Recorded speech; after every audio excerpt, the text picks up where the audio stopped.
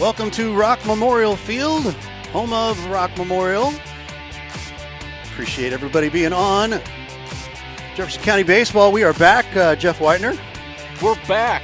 We're back. How do you like us now, folks? We've got summer baseball. Absolutely. After weeks of speculation, after weeks of worry and confusion and golly only knows what, we've got some baseball, and we are going to play a compressed schedule, Ray. We've got a bunch of different teams competing together this year, and it's going to be a blast. I'm so looking forward to it. Yeah, tonight's matchups between the JC Blazers and Rock Memorial here at Rock Memorial Field. Do us a huge favor and like and share the page before we get started here. We'd appreciate that big time. And that way friends and family can see what's going on here on live stream STL. And we'd super appreciate that. Hopefully you might be watching from the Roku channel. You might be watching from all these different places that we are broadcasting to now. So check that out. Again, like and share the page. We appreciate that. And Jeff, we're going to have a good matchup here. Let us know what you got going on here as far as these matchups here, Jeff. We've got so many unknowns, Ray. First game of the season with no spring season to draw upon as far as history, as far as stats. So this is we're jumping into the unknown here. That we are. But I know that both of these teams will be ready to play. As we talked about at the Main Street Sports Show, we've got a flying circus, a consortium of teams that are going to be playing together this year in Summer League. We have teams that were normally Legion Ball teams that are going to be playing as club teams. They can't play under the Legion banner, of course, but familiar faces, your Festus teams, and here at Rock Memorial as well. Then you have your Slava, your club teams. The Slava teams are playing a full schedule this year, a full league schedule. But the JC Blazers, of course, from Arnold, Missouri, one of the Slava teams, and they'll be playing a lot of games with these various teams. We also have club teams like the Phenoms from Imperial. They'll be playing here with these guys, as well as Babe Ruth teams down in southeast Missouri. We've got teams. We've got teams from the Farmington area. We have teams from Charleston, the famous Fighting Squirrels from Charleston Babe Ruth League down there. So it's going to be fun. It's going to be interesting. Yeah. As I said, we've got a bunch of unknowns. The JC Blazers are able to bring back a squad that has several returning starters on it. A little different story for Rock Memorial. And here again, the situation where you got guys that maybe decided they couldn't play or didn't play. The time had passed and they didn't know what they were going to do, so they weren't able to play this year. They were, maybe cautioned not to play. Then you have, so long story short, with the Rock Memorial team, they only have 2 returning starters right now. Right. So it'll be very interesting to see what the makeup of this team is. The other $64,000 question is the quality of play, Ray. Right, absolutely. We've got a situation where these teams are only able to practice a couple of days a week because of the current guidelines. Right. They haven't been able to practice much. This will be Rock Memorial's first game. JC Blazers have been able to play 3 games so far. And we just don't know what we're going to get as far as the quality of ball. So bear with everybody, folks. The first week or so could be a little exciting. Right. But I think we're going to get to very quickly get back to the quality, the level of baseball that we expect from these summer teams, Ray. I'm doing my very best right now to get online here to check out all of the chats and things like that. A little later in the game, we're going to give you a chance to vote for player of the game. We'd appreciate that if you were able to comment below. And I have all of the different, I'm loading it up right now, all the different outlets. So feel free to, as you're watching, keep an eye on possibly a player of the game that we'd want to vote for. And we'd appreciate that. So we're going to step aside for just a quick second. We will be right back.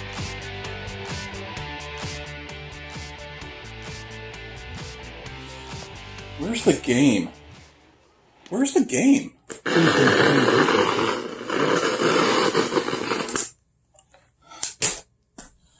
Where's the game?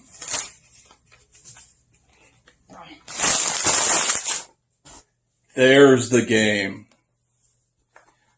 Livestream STL, now available on Roku.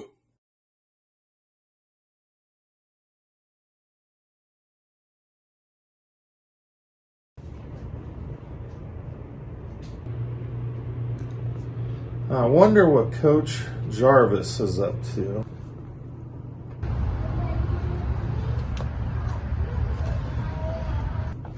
Jason! What's up? What's up? Oh, hang on a minute. I got a call from Blair. What's up?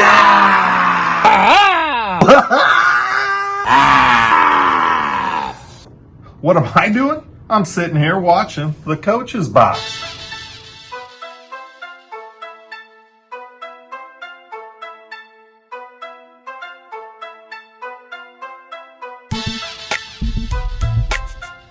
This must be a wrong number.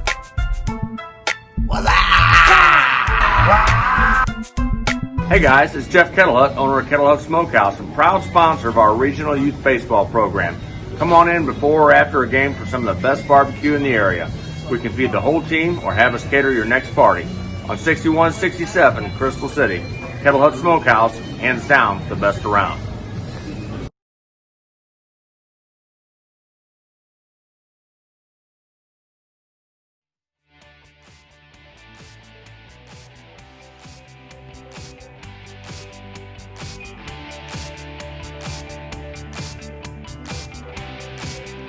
I want to tell you a little bit about one of our main sponsors for the season this year is Justin Neal, branch manager over at USA Mortgage, the home of possibility. Give them a call at 314-287-4572. And reach them on the web at festus.usa-mortgage.com as well. Thank you, Justin Neal at USA Mortgage. If you're interested in sponsoring with us, we are looking for sponsors for the rest of the season here. We have about a 20 games schedule here, and this is how you get a hold of us right here by going to livestreamstl@outlook.com, or you can call us at 314-852-4398. We appreciate that. Also, if you're interested in finding out where we're at on the web and Roku channels, we're Facebook, obviously. That's where we're broadcasting to right now, and I'm keeping an eye on people right here on Facebook, Twitter, YouTube, the Roku channel, Twitch, and Periscope. So check us out on all these at Livestream STL. If you're interested in the Roku channel, this is how you get a hold of us on the Roku channel. You go to log on to videos.tkdssports.com, and that is a $4.99 a month subscription. So where can you go for $4.99 a month and get our Roku channel and be able to see local sports, especially right now with baseball? So check that out again. You log on to videos.tkdssports.com.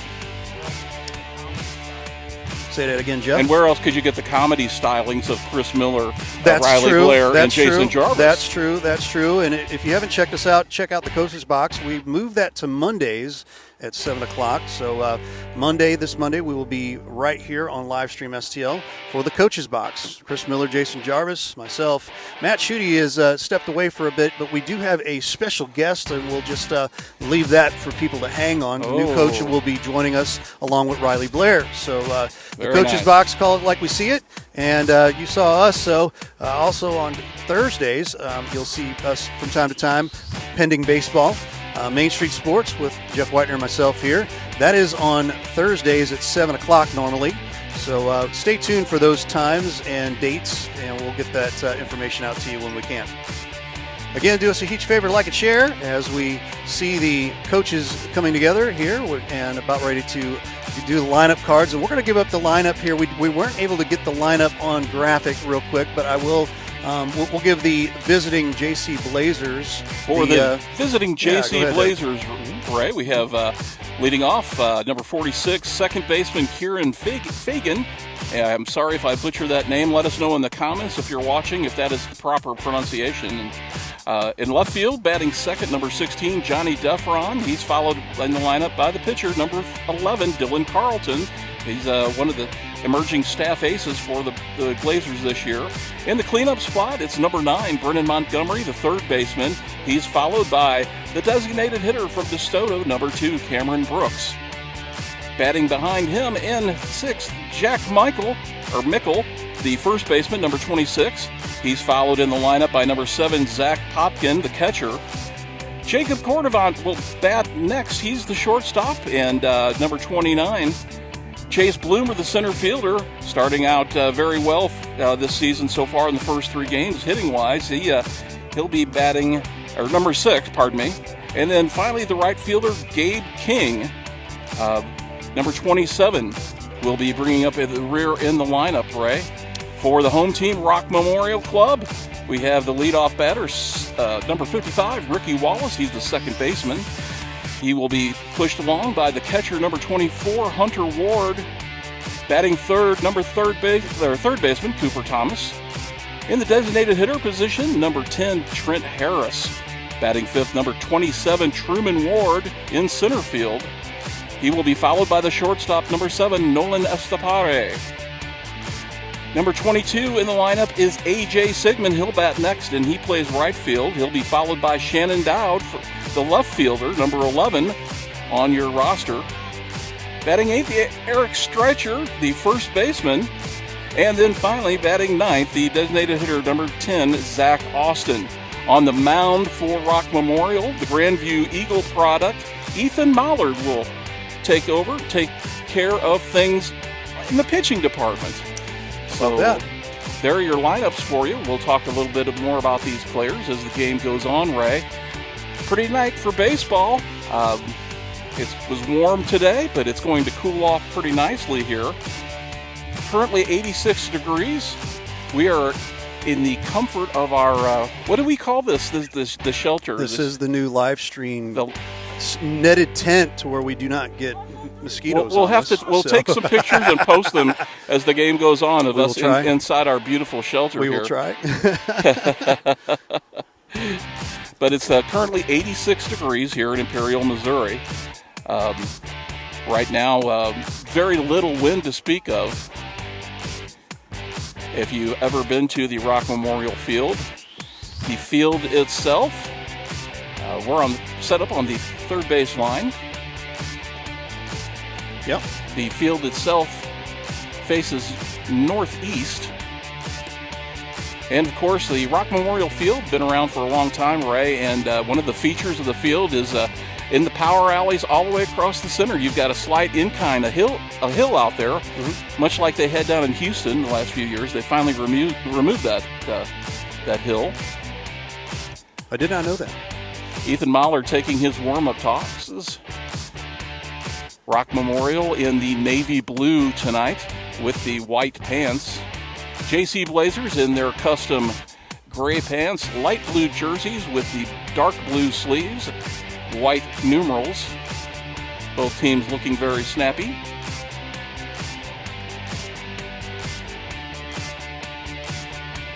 We're working on some new camera angles for this season, and one of those camera angles is this camera angle here on first base side. We're just trying to see if we can get some better infield-looking shots from time to time, and as we go through the night, we'll see how things go. And our new outfield camera, and we are experiencing a couple of little difficulties, but we will have the outfield and the infield camera, pitcher to catcher. So some new camera angles that we're taking a look at, and looks like we are just about ready to get started here. Interesting to note, Ray, that because of the fact that the Legions weren't able to sponsor the teams this year, Rock Memorial, along with some other teams, had to order new jerseys right away without the Legion patch logo. These Rock Memorial jerseys came in right before game time, so guys were scrambling to get their jerseys on with their proper names and numbers. JC Blazers, a little different story. Their Slava season, they've always known that it was going to play, so they're ready to rock and roll, and we're just about ready to rock and roll in this game. That we are. One interesting fact, though, I don't know if you've noticed so far, if we caught that on camera, all the coaches wearing shorts and T-shirts, so a little different look for the coaches right now. That it is. Getting ready to go, ladies and gentlemen. Leading off for the Blazers, number 46, Kieran Fagan, the second baseman. So far in 3 games on the season, Fagan's batting .271 with 11 hits and 59 at-bats.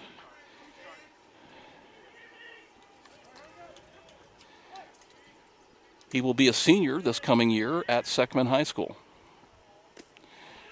And the first pitch of the game is low in the dirt for ball one.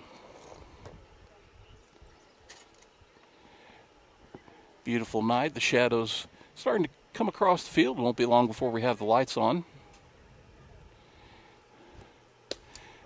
Vegan looks at a strike right down the middle, even the count at 1-1.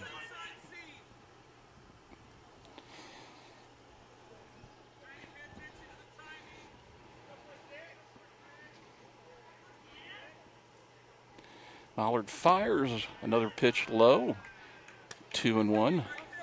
Mollard, the left-hander.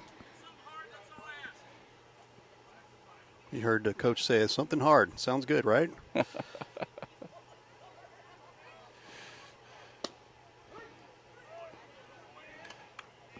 Mollard able to get the fastball over for strikes, evens the count at 2-2. Lefties has a situation where if he wants to play baseball and go on, now that he's graduated, he can.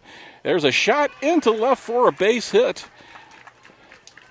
Fegan sitting on that fastball and driving it between the third baseman and the shortstop, for a clean base hit.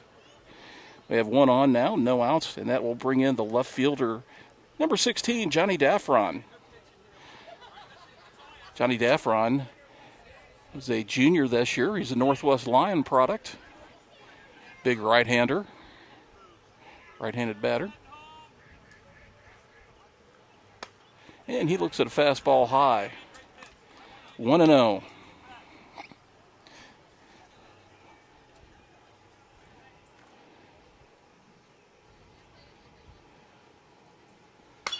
Mollard fires. There is a drive to left center, corralled by the center fielder, and there's one away. Just got under that ball a little bit. And Dylan Carlton walks to the plate. Dylan Carlton, tonight's pitcher. He's a Sigmund product. Now, he was just a sophomore this last year, Ray. He'll be a junior coming up for Sigmund, and a big bright spot for them in their order. He looks at a fastball inside for ball one. Imperial, Missouri, Ray. Yeah, opening up the opening day for us here, basically.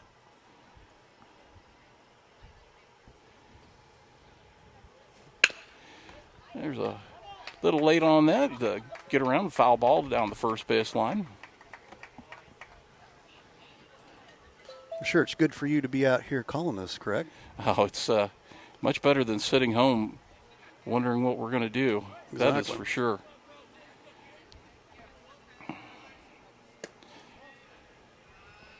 Carlton takes a ball low. 2-1 the count now. Plenty of room with the first baseman holding the runner on first if he could poke it between first and second. Looks at a pitch inside. Catcher throws down to first just to keep the runner honest. Nice throw there by the catcher, Hunter Ward. The Windsor High School product. Plays just up the hill here, of course, at Windsor High School.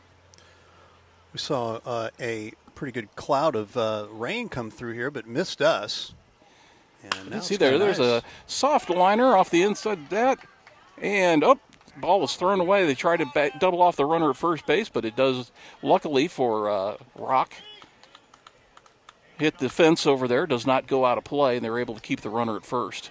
It was a soft liner to the shortstop. The runner was off with the pitch, had to scramble back. But Kieran Fegan gets his uniform nice and dirty, so these guys appreciate that. Now, cleanup hitter, third baseman Brennan Montgomery. He looks at strike one.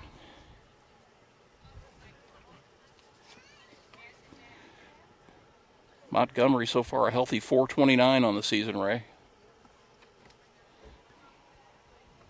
Looks at a curveball, gets around on it. Puts one back here by the trucks. And I was waiting for the noise. Nothing No happened. thuds. We've got several vehicles, including our own, parked right behind us back here, and that ball luckily cleared everything. 0-2 the count now to Montgomery. He looks at a fast ball high, rips it back, straight back, foul, and we'll do it again.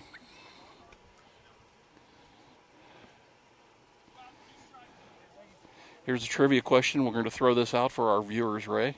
Right. How did the town of Imperial, Missouri get its name? That is a good question. We'll have the answer coming up in a little bit. There's a fair ball down the left field line. That's going to be extra bases. Correct. No, the great play by the left fielder, pardon me. He was able to keep that to a single. And there are runners on first and second. A sharply hit ball down the left field line.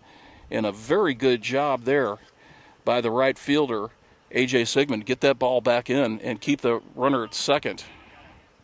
But now the Blazers do have a runner in scoring position. And Cameron Brooks steps in. Cameron Brooks, number 2.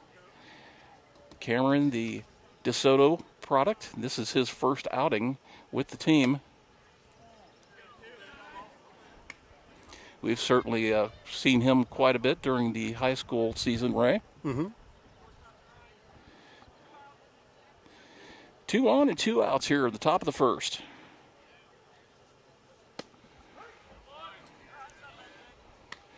Brooks looks at a strike.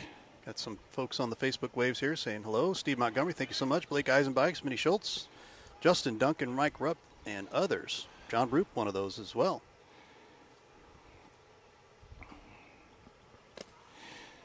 There's a curveball that broke in the dirt behind the runner. Had to do some nice dance moves there to avoid that one. No doubt. Mollard's been having a little trouble getting his breaking ball over the plate so far. Fastball fouled straight back off the catcher. And there's 2 strikes now. 1 and 2. Ray, this could be a situation where the hitters might be just a little behind the pitchers right now. Yeah, to me, it's kind of that's kind of a given. See some late swings. You see foul balls here. And that was a bit of a late swing defensive hack trying to stay alive at the plate by Brooks. Fouls it back. 1 and 2 the count. First inning.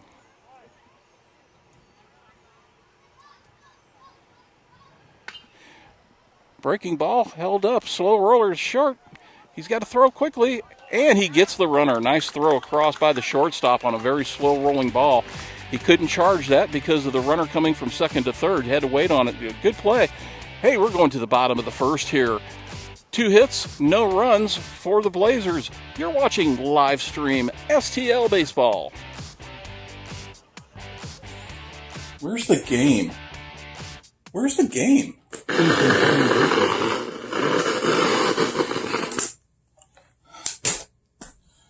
Where's the game?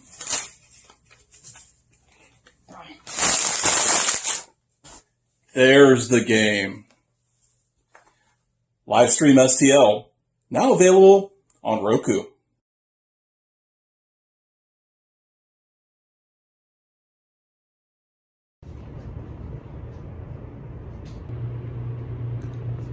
I wonder what Coach Jarvis is up to.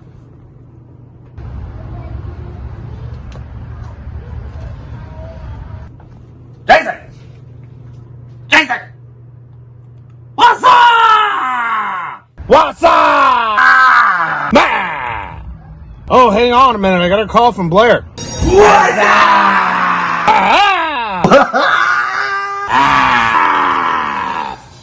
What am I doing? I'm sitting here watching the coach's box.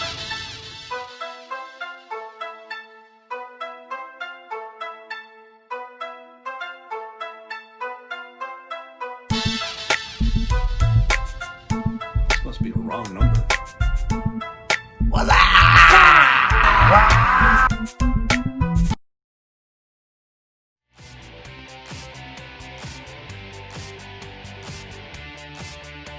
And we're back here from Imperial, Missouri, ladies and gentlemen, heading to the bottom of the first at-bats of the season for the Rock Memorial Baseball Club. Rock Memorial wearing white helmets this season. Every player has to wear his own helmet, Ray, own bat, own equipment, no sharing of anything this year. One of the guidelines, obviously. And Ricky Wallace will lead things off. He takes a fastball high from Dylan Carlton.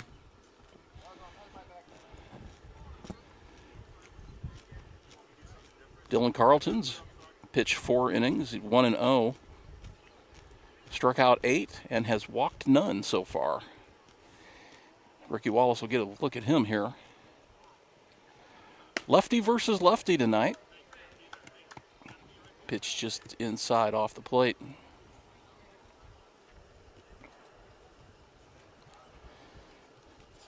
Ricky Wallace looks at a pitch high. It's 3-0.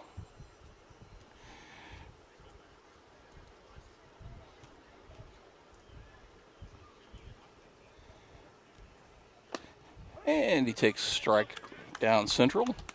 3-1. We'll see if he's hacking on this next pitch or if he's going to take another, trying to draw the walk and get on base. Ricky Wallace is a Fox High School product. As he got one to his liking, fastball right down the middle, just missed it. Fouled it back straight for strike 2. 2-2 the count now. Good velocity on that fastball from Carlton.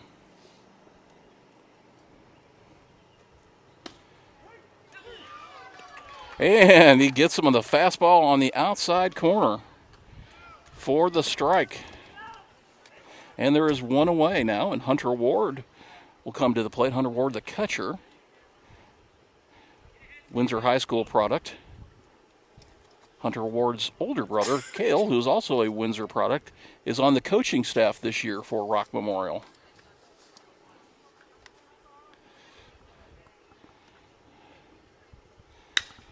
He swings at the first pitch fastball, and that's lofted to right field for the out. One pitch and one out right there. And there are 2 away here in the bottom of the first, and Cooper Thomas will come to the plate. Cooper Thomas, one of the older players on the team, 2019 graduate of Windsor.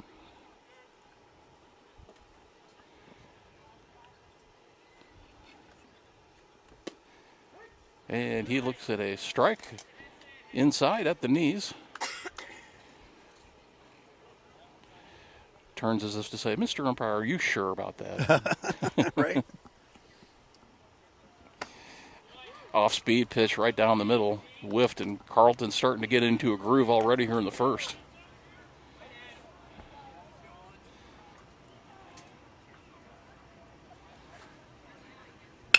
And there's a shot. He left one up in the zone. And Cooper Thomas drove it into right field for the first base hit of the season and the game for Rock Memorial. Important for these guys to get good hacks and whacks and get on base and get back in the groove here, correct? That's correct. I mean, in that situation, Dylan Carlton was hoping to blow that high fastball by him there. He was waiting on it. Absolutely. Now we have the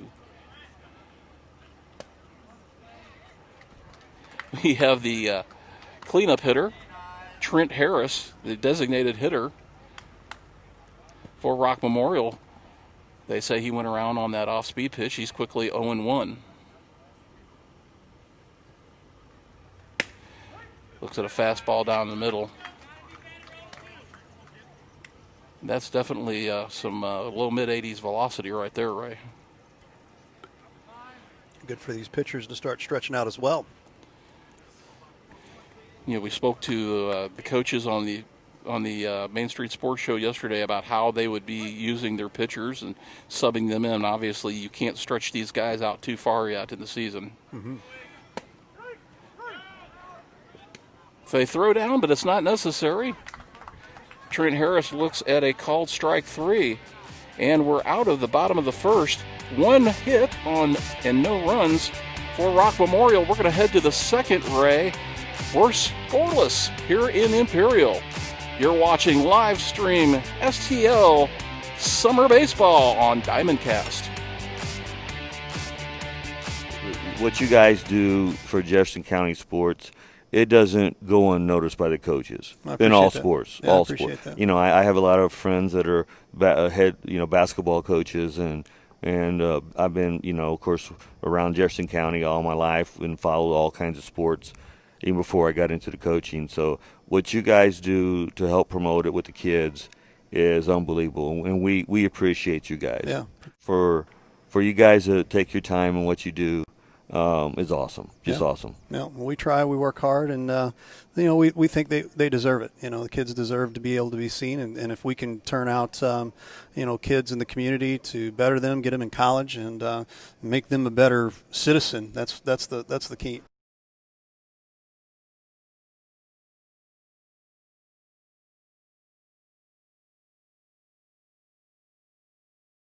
Hey guys, it's Jeff Kettlehut, owner of Kettlehut Smokehouse and proud sponsor of our regional youth baseball program. Come on in before or after a game for some of the best barbecue in the area. We can feed the whole team or have us cater your next party. On 6167 Crystal City, Kettlehut Smokehouse, hands down the best around.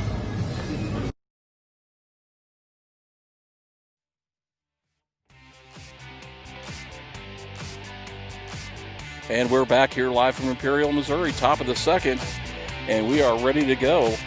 Leading off this inning for the Blazers, it's first baseman, number 26, Jet Mickle. Mickle from the left side of the plate. Lefty on lefty matchup. Ooh. Oh, Beanball. He takes one right in the hams and hit by pitch, and he will take first base.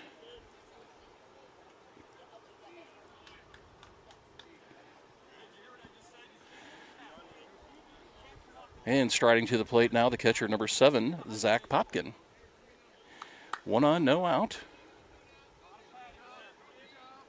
And now it is time to answer our trivia question we posed in the first inning. Do we have any guesses online, Ray, in the comment section?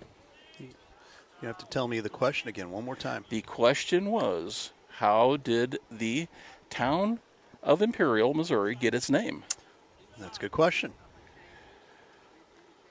The answer is because of the railroad, they needed to have a post office outside of Kimmswick in the growing area out here next to where the highway is now. Okay.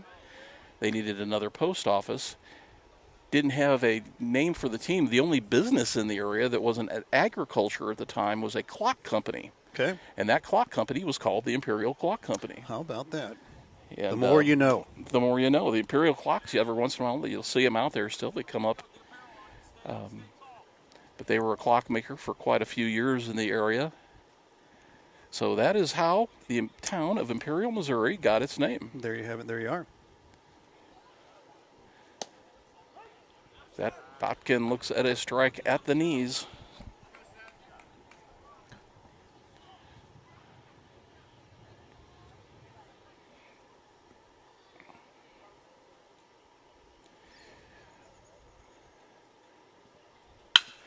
And he drives one into right, over the right fielder's head, who was playing shallow. Runners had to hold up. They thought that ball might be caught. And he'll get a clean double on that play. Mickle had to hold up in case that ball was caught. He advances to third now, and a clean double for Zach Popkin. The shortstop, number 29, Jacob Cordovant, comes in now. Cordovant, Sigmund High product.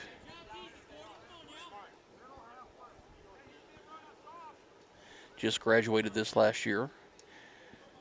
Now 2 on and no outs, and something is cooking for the Blazers.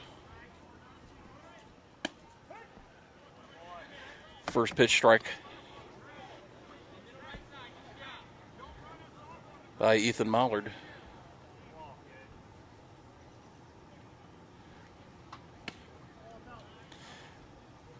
Fastball off the plate, 1-1.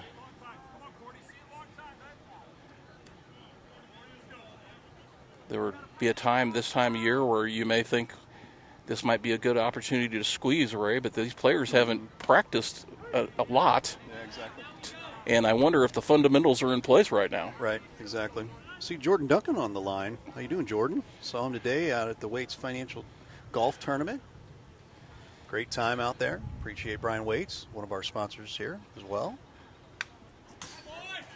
Fastball up in his eyes, fouled straight back. He was just off that one a little bit. There's 2 strikes now to the batter. Cordovant, 1-2 the count. I spoke with friend of the show and Fontbonne College baseball player Caleb Schweiger today, right? Hey, Schwags. While you were out playing golf. And I almost had him talked into coming tonight. There's a shot to the shortstop through his legs for an error. That's going to score at least one. The ball was held up as it hit off the bottom of his glove, and they were able to recover. But that's going to score a run. And Potkin advances from second to third. That's going to be an E6 all the way, right under his glove. And in steps Chase Bloomer, the center fielder. Chase Bloomer has only had 6 at-bats, but he's had 4 hits, Ray. Runner goes to... Oh, the pitcher has been hit in the head. Yeah. That's not a good one. Not a good one. And we've got a bad situation here. Yep. We're going to hold on. And why don't we go to break here, let's folks? do that. So we'll come back and we'll assess the situation here. You're watching DIAMONDCAST Baseball, Summer Baseball on Livestream STL.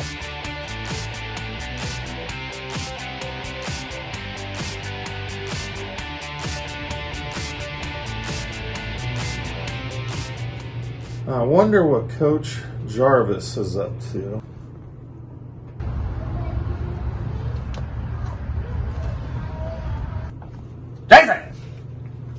Jason! What's up? What's up? Man! Oh, hang on a minute. I got a call from Blair. What's up?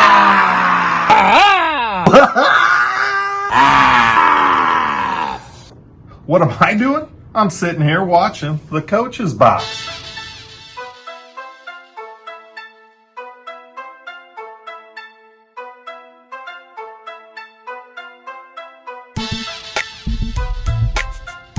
This must be a wrong number.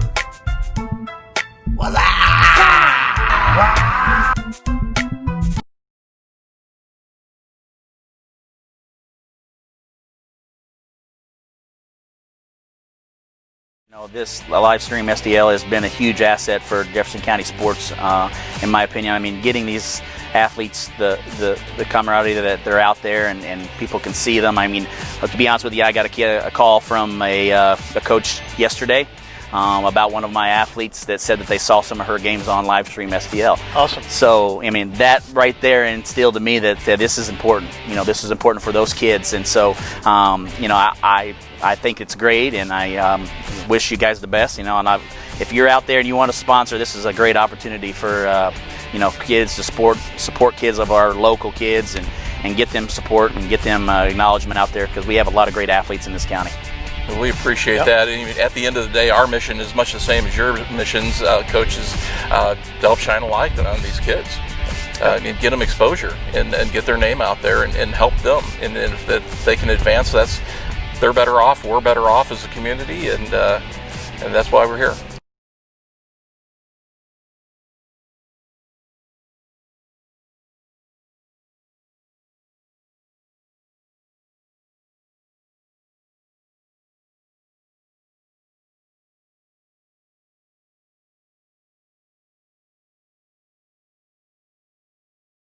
That, Ray, and I'll say real quick, you know, I really admire what you guys do with this. I think everybody who's ever tuned into one of these, whether it's a Legion game, whether it's a high school baseball game, with basketball, football, whatever it is, I've heard nothing but tremendous feedback about Livestream STL and what you guys do and the quality of production, things like that. I would really encourage anybody who's involved in athletics throughout the county, or really anywhere in the metro area, anybody who's interested in sponsoring activities, to get on board and get involved with this. I think it's added a ton to what we do here. It's added a ton to the program.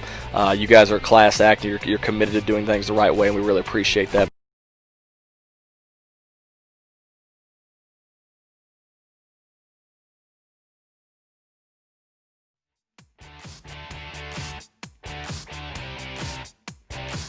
Ladies and gentlemen, we are back live from Imperial, Missouri here. Top of the second. Let's reset here. We've got a run in for the Blazers, Ray. No outs, 2 runners on.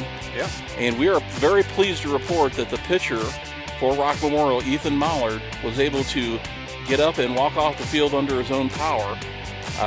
They have taken him out of the game, as the proper protocol dictates. Yeah, I'm sure of that. And he is on the bench now, and he is icing down, I'm sure, that his head. I couldn't see what part of his head was actually hit. I have to go back and watch later. But for those watching at home right now, Ethan Mallard appears to be fine, and they're taking him through the proper protocols on the bench to make sure that the injury isn't any more serious. So we'll reset there. We have a new pitcher in the game for Rock Memorial. He's a right-hander. It's Truman Ward. And Truman Ward has not pitched yet on the season. Truman Ward, he will be a senior this coming year at Windsor High School. So we have Hunter Ward in the game and Truman Ward and, and their older brother, Cale Ward, on the bench. So family affair. Yeah, while he's completing his warm-ups here, we want to tell you a little bit about us here at Livestream STL and all the different outlets that we are working right now here. Facebook, Twitter, YouTube, the Roku channel. We'll talk a little bit more about that Roku channel as we come through here. Instagram, Twitch, and Periscope. And if you're interested in that Roku channel, this is how you get a hold of us. You go to videos.tkdssports.com. It's $4.99 a month, and we are back here for... What inning are we in? This is the top of the second, Ray. Top of the second. Top of the. All right, folks. Remember, this is our first game back, just like the rusty, players. So we gotta knock some of the rust off. A little rusty. Chase Bloomer.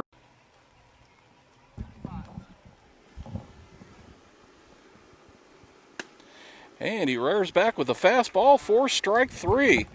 Well, Truman Ward comes in on the mound and puts out the fire here in the top of the second, but not before the Blazers score 2 runs on 1 hit, and they lead now 2-0 as we head to the bottom of the second. Folks, you're watching DIAMONDCAST Baseball right here on Live Stream STL. This live stream STL has been a huge asset for Jefferson County sports, in my opinion. I mean, getting these athletes the camaraderie that they're out there and people can see them. I mean, to be honest with you, I got a call from a coach yesterday about one of my athletes that said that they saw some of her games on live stream STL. Awesome. So, I mean, that right there instilled to me that this is important. You know, this is important for those kids. And so, you know, I think it's great, and I wish you guys the best. You know, and if you're out there and you want to sponsor, this is a great opportunity for you know, kids to support kids of our local kids and get them support and get them acknowledgement out there, because we have a lot of great athletes in this county. We appreciate that. And at the end of the day, our mission is much the same as your missions, coaches, to help shine a light on these kids. And get them exposure and get their name out there and help them. And if they can advance, they're better off, we're better off as a community, and that's why we're here.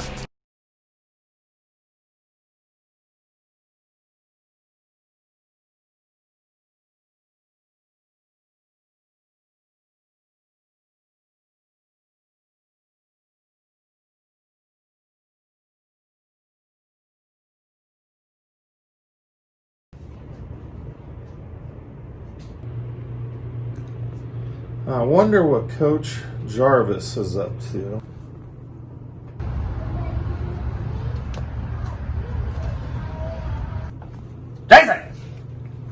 Jason! What's up? What's up?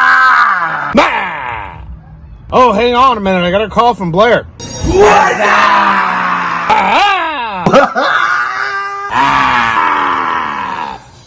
What am I doing? I'm sitting here watching the coach's box.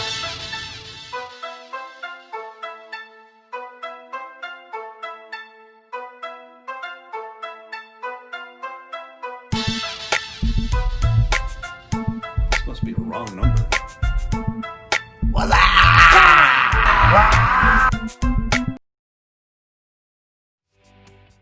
Ladies and gentlemen, we are back here in Imperial, Missouri for the bottom of the second inning. We've started off here, and Between innings, Ray, the rain has started to fall. That is correct, and we did crash. Our computer crashed on us here, so we are back up here, and we're going to work on getting our cameras back up as we speak. So work with us and bear with us. It's a whole new season here, and you're going to hear a little bit of raindrops at the same time, but they're not falling on our head. So there you go. I thought you were going to break out in song there for a moment. Raindrops keep falling on my head. Right. Please comment in the section below, in the comments below, if you'd like Ray to continue his singing or right. or to stop. So, first batter of the inning up right now for Rock Memorial. Dylan Carlton back to the round. And there's a shot back to the middle. Gloved by the pitcher, knocked it down, throws at first base for the first out of the inning, 1-3.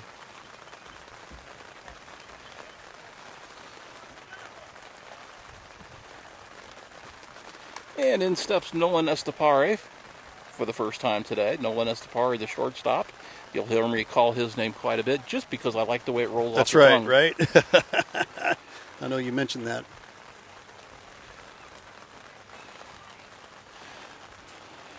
Lights are on here at Imperial. We are just on the southern edge of a little storm system that's popped up here over the St. Louis County area. And we're just being grazed by it right now. It's storming pretty good to the north of us, but we should be okay as this storm cell passes. We're on the very, very edge.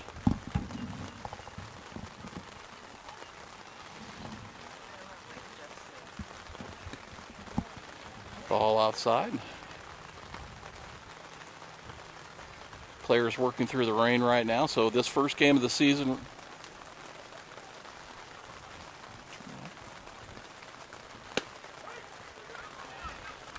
There's fastball, strike right down the middle for Carlton. Already here in the first two innings, Ray, we've had an injury, we've had rain, and we've had a computer crash. Right. Nowhere to go up. Good play there for the catcher. Good play by the catcher to block that ball. Zach Potkin, the Fox product. Speaking of the Fox, and the JC Blazers have several players from Fox. And there's a foul ball ripped down the right field line in the parking lot.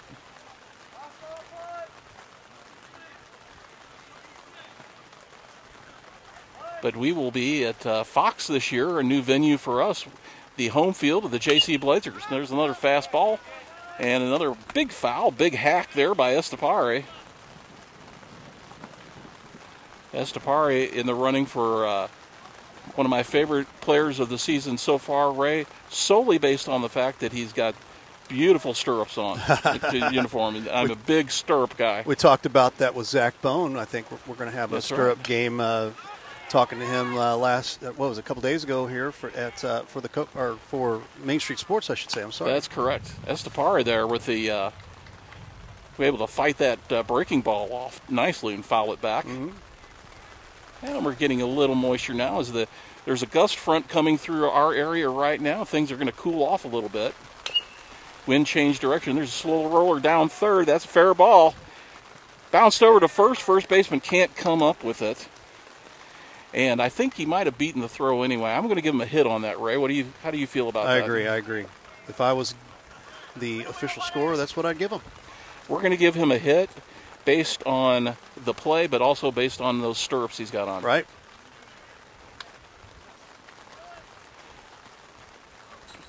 Right fielder A.J. Sigmund will now step in.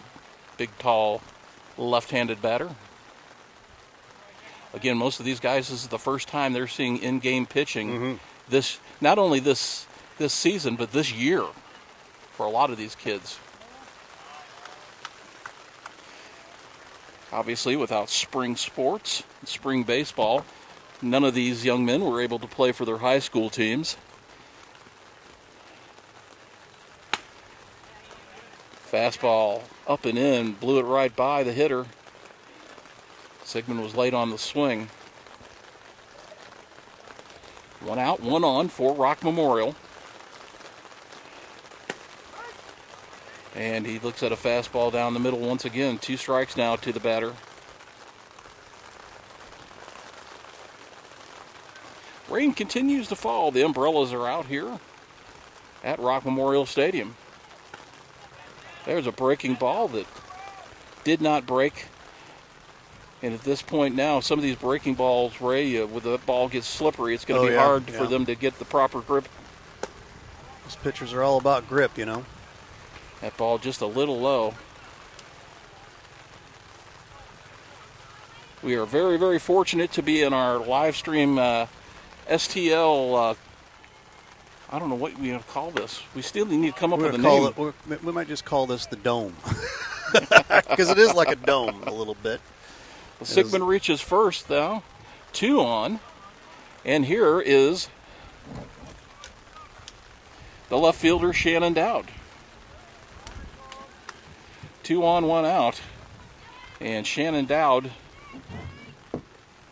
would love to get a run home. Shannon Dowd, the Jefferson R7 product, one of 2 on the team up here at Rock Memorial. And Shannon's been battling back. He's had some health issues. And he has sort of willed himself better to get into this lineup, Ray. Mm-hmm. Had a small little conversation with him a couple days ago, and seems like he is absolutely ready to rock. After not being able to play this spring season, it's going to be very hard to keep these guys out of any lineup, that's for sure. Right. We're working to get our cameras back up, and they are not cooperating very well. So we're down to 3 cameras.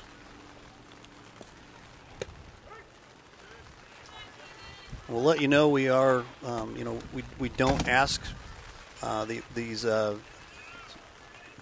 organizations for internet, so we are stuck with cellular internet sometimes here, and sometimes that plays a part in things, and that might have played a little bit of a part in our in our crash, if you will.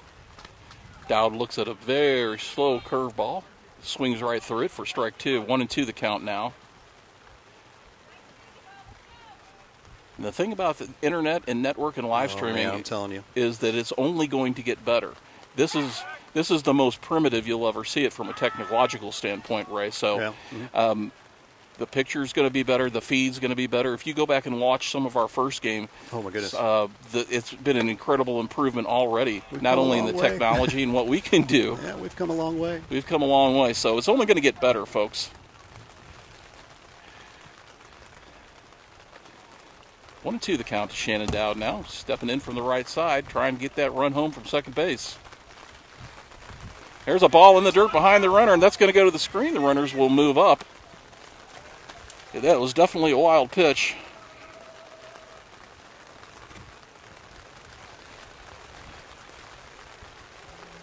Now we have runners at second and third. Open base here with Shannon Dowd up at the plate. They've got 2 strikes on them, but they might want to pitch carefully to him. Right. There's another ball high, and they walk him to load the bases. And we're going to have a little mound conference right now. Carlton is having a little issue in this rain right now. And between that, Ray, and between the lack of pitches being able to throw this summer and this spring. Correct. They need to go out there and settle him down, make sure he's okay, make sure that he's not burning himself out too quickly. Right. Definitely stamina has got to be questionable for most of your pitchers, even as early as it is now. Well, speaking of stamina and questionable stamina, how did you do today after your golf tournament? I don't want to talk about it. How do you like that segue? We didn't play bad, but we played respectably. I think we both the back 9 and the front 9 were both 1 or 2 over, so it wasn't horrible. But we had a really good time. I was with Coach Chris Miller from the St. Pius Lancers, and Scott Latta, one of our talents, along with Stuart McMillan. Eric Streicher, the first baseman, looking at that pitch inside. The bases are loaded now with 1 out, Ray. And Carlton battles in, gets that pitch on the outside corner. And this was Brian Waite's tournament, I believe. Brian, one of our longtime sponsors right from the beginning here with Livestream STL. It's definitely cooler out here now. And Streicher looks at strike 3 right down central. 2 outs now with the bases loaded.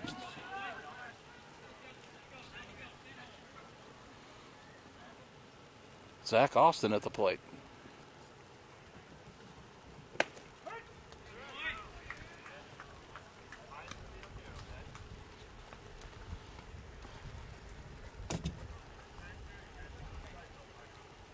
Zach Austin, the designated hitter,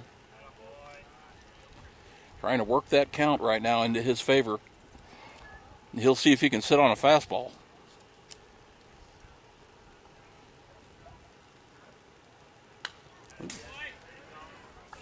Nice swing and foul straight back. He just missed that one.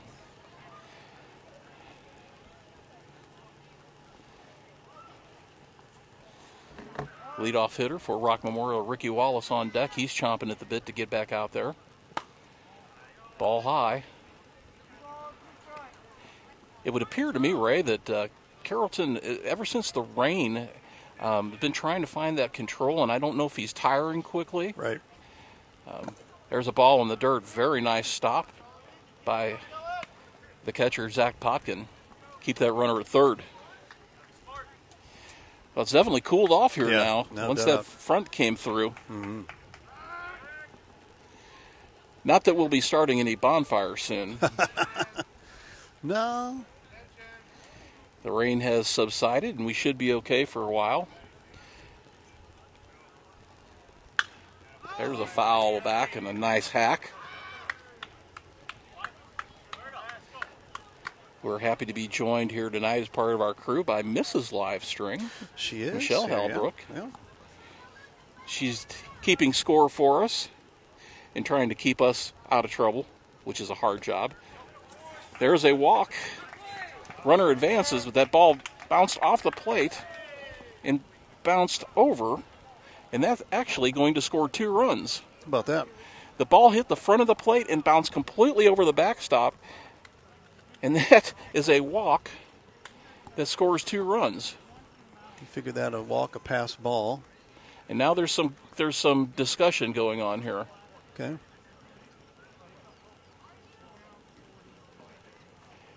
I've never seen them allow 2 runners scored in that situation because the ball went out of play, but the ball was live. Right. Now the runner from second that went to third, he's having to go back. So we have runners on first and second, folks, and Ricky Wallace up at the plate.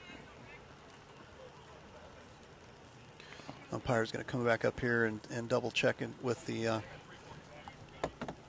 the press box to make sure that they're aware of what was going on there. And this is something else that we've touched on yesterday, Ray, in the Main Street Sports Show, is because these teams are from various leagues and playing one another, they're playing basically by the home team's rules. So this is normally a Legion game, so we would be playing by Legion rules right now. So from what I've gathered, from what I'm seeing, now they put the runner back at third. Okay. So we have the bases loaded. We have 2 outs. We have 1 run home on 1 hit so far this inning. 2-1 now for the Blazers. Ricky Doherty with a shot. Line drive off the pitcher's glove. Ball goes to second. Throws wide to first. The runner collided with the second baseman. There's going to be a call here, possibly by the umpire. I thought the umpire might call interference. So we had 2 runners score there, correct? And now Aaron Kudelik, the head coach of JC Blazers, is out talking. 2 runs came across the plate. And that was definitely, could be a hit. They're going to talk about it, Ray, because the runner from first to second took off just as the second baseman was coming in to try to get the ball. Yep. And it's here again, the umpires, like everybody else, their first time out. They haven't had a whole lot of games under their belt right now. So getting back in the swing of things here, everybody. Aaron Kudelik, the manager for the Blazers, asked the umpires to get together and talk about what happened. And now they're going to talk it over, and they rule the runners safe. No further argument, debate from Coach Kudelik. Bang, bang play. It's really hard to call in that situation. Right. But with that call between the walk and the wild pitch and the hit now off the glove by Ricky Wallace, Rock Memorial finds themselves up 3-2, Ray. It's been a wild and wacky first 2 innings. Yeah, it has been. We're going to just hit on every single variable tonight right. that could happen during a game. Get them all out of the way for the first part of the season. Wow. So in your flight, they see you had yourself, our friend Stuart McMillan, Coach Chris Miller, and Scott Latta in your flight. Out of the 4 of you, who's the best golfer? It's very comical. And I will tell you this, that, and I'm not putting any pressure on any of us, we had a really good time. I mean, all 4 of us had some really good moments. Runner goes. Runner goes. They shorten up looking at the double steal, and they let him go ahead and advance to second on that play. But I will tell you this, my first 3 holes were awful. And then I'm not sure, but the next hole I hit it was closest to the pin. I literally put the ball about 6 feet from the hole on a par 3. Ball in the dirt there to Ward. Right? So that was your moment in the sun there, right? And with the guys, were they able to put that in for a birdie? There's a shot to left field. That's going to get down for a base hit. 2 more runs are going to score. Rock Memorial having an inning here. 2-run base hit by Hunter Ward.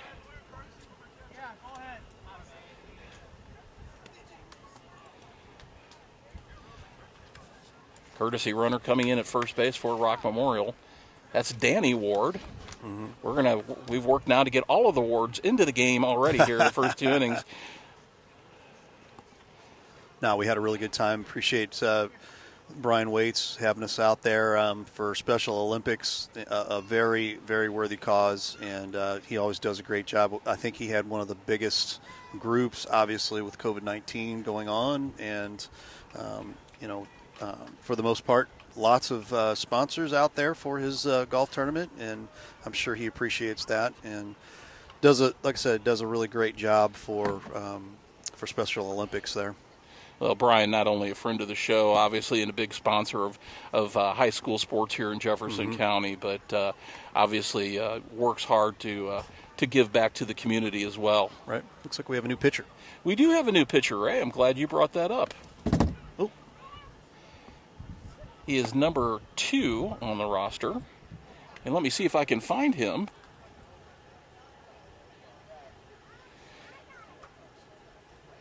Right now, as Matt Sheedy would say, he's known as Matt Power.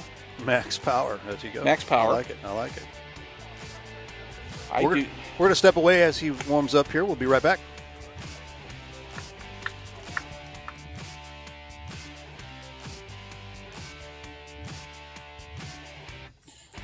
Where's the game? Where's the game?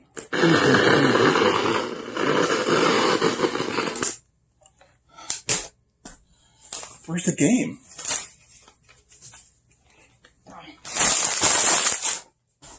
There's the game.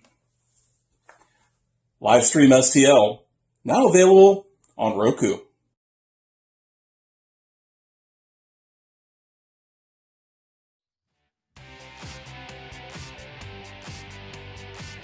Well, ladies and gentlemen, we're back live here on Livestream STL, Imperial, Missouri. Bottom of the second, Rock Memorial still hitting. New pitcher in the game for the JC Blazers, and that's DeSoto's own Cameron Brooks on the hill. First pitch fastball ripped up the middle for a base hit. And there are 2 on now. Cooper Thomas took that first pitch fastball right back up the middle. And Rock Memorial's not done this inning. Trent Harris Designated hitter now comes to the plate after Cameron Brooks is rudely greeted. Yeah.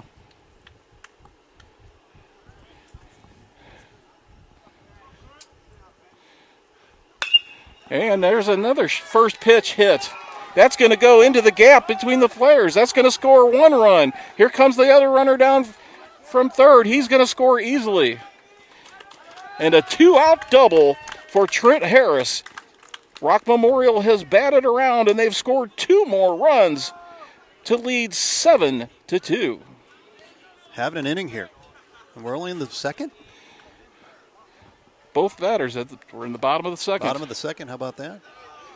Both batters here facing Cameron Brooks, teeing off on those first pitch fastballs. And we have batted around, and once again, Nolan Estapare is at the plate.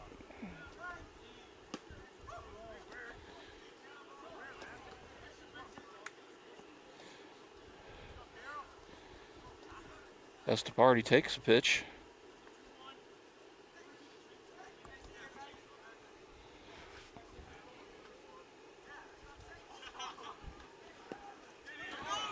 Brooks with the throw.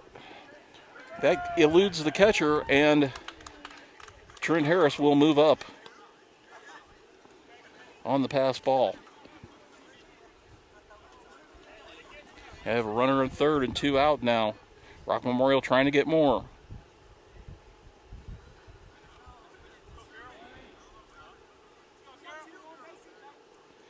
Rock Memorial's plated 7 runs this inning so far.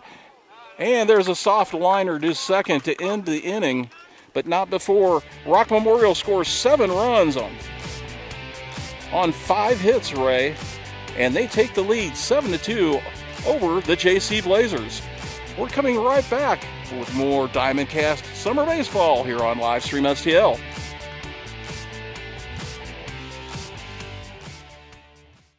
Ray, and I'll say real quick, I really admire what you guys do with this. I think everybody who's ever tuned into one of these, whether it's a Legion game, whether it's a high school baseball game, with basketball, football, whatever it is, I've heard nothing but tremendous feedback about Livestream STL and what you guys do and the quality of production, things like that. I would really encourage anybody who's involved in athletics throughout the county, really anywhere in the metro area, anybody who's interested in sponsoring activities to get on board and get involved with this. I think it's added a ton to what we do here. It's added a ton to the program. You guys are a class act, and you're committed to doing things the right way, and we really appreciate that.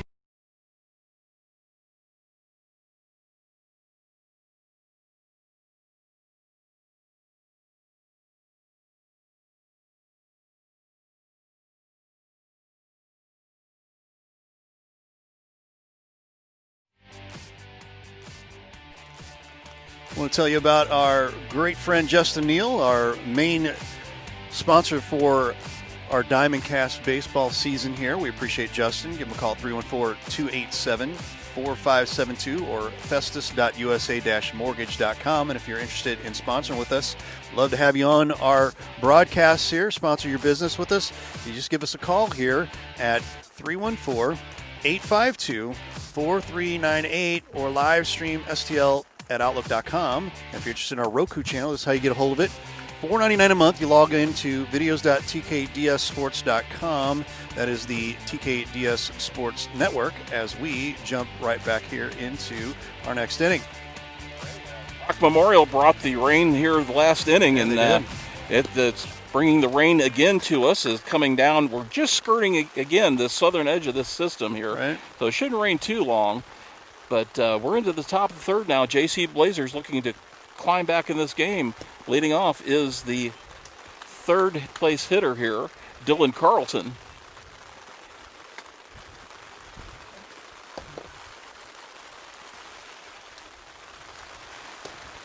Carlton looks at a strike 3 call. Truman Ward has come in and done a job so far. Yeah. He struck out the last 3 batters he's faced, Ray. Looking pretty good. Brennan Montgomery, the third baseman, is in the game now. He had a base hit in the first inning, but he was stranded. He looks at a fastball right down central for strike 1. I don't care. It can rain on us. It can get cold. I don't care, Ray. We're out here, we're doing baseball. Yep. I don't care. And it's live, right? And it's live. Montgomery with a high fly ball in the infield. It's going to be tough. Tough play. That ball falls in. And Montgomery will end up at second base. Very tough sky right now. It's dark. It's raining. The wind has picked up a little bit. And that ball fell between the shortstop and the third baseman.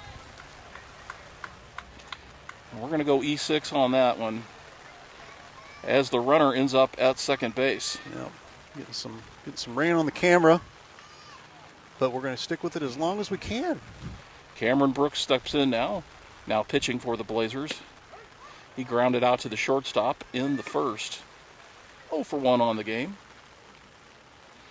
He'd love nothing more than to get one run back here, drive in Brendan Montgomery.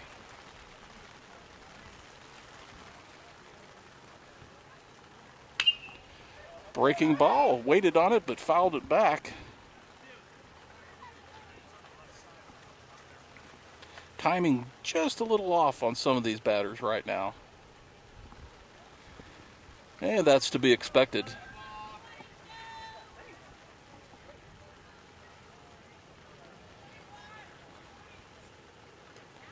There's a ball in the dirt, gets by the catcher, and the runner advances to third.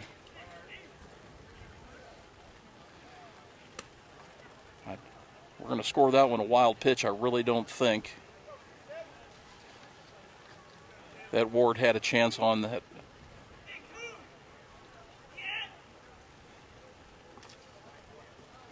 Now we got a runner at third. And a ground ball or fly ball could get that run home. Sherman Ward with a pitch high. Glove down by his brother Hunter Ward. Rain subsiding quite a bit now. We'll get this through us here. There is a shot into the right field line and hooking just foul. That would have been trouble, Ray. Yeah, definitely. Would have scored the run easily.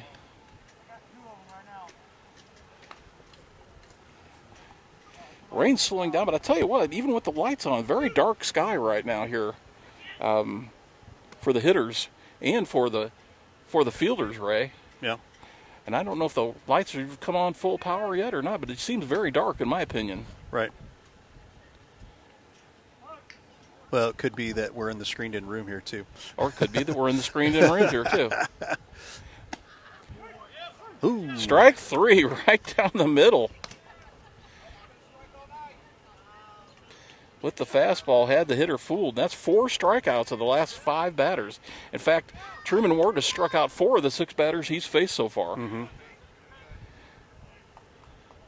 Jack Bickle. He was hit by a pitch back in the second inning. And he came around and scored. Bickle, the big first baseman. We are in the plush confines, the plush but not overly ostentatious confines of the live stream shelter. Well, if somebody wants to make some sort of makeshift air conditioner, that'd be great. Right now, the only thing we have right now is a great big blower. Well, that's okay. It's pretty cool out here right now. Ooh. Ball high inside. Looks like right now we're stuck with our 3 cameras right now. I'm still having Ray, I think we should think about selling the naming rights to our tent, to our beautiful dome. Dome. Ooh. That's a walk. And Ray, I just came up with the name. Okay, what is it? There it is. This is the live stream Diamond Dome. The Diamond Dome. If you would like. What do you think? There you go. Mrs. Livestream gives us the thumbs up on that. Right. If you're interested in sponsoring the Diamond Dome, we'll put your name on it. That'd be great. Riley Blair jumping in. How you doing, Riley? Yeah, Riley Blair could get Pepsi to sponsor. Riley was Pepsi on all 5 sides, or 6 sides of this thing. Riley was with us today. He was in front of us, and we accidentally got a little carried away and was trying to push his group up a little bit. So we apologize about that, but we had a great time. We Admit really it, did. Ray. You guys were just trying to hit him. Well, I cannot confirm or deny that particular statement at all. Zach Potkin up now. 2 outs, 2 on. Throw back down to first base, and he is out. Hunter Ward throws behind the runner at first and gets his team out of the inning. Blazers leave 2 on in that inning on a walk and an error. We're going to head to the bottom of the third now. It's 7-3 in favor of Rock Memorial. You're watching DIAMONDCAST here on Livestream STL.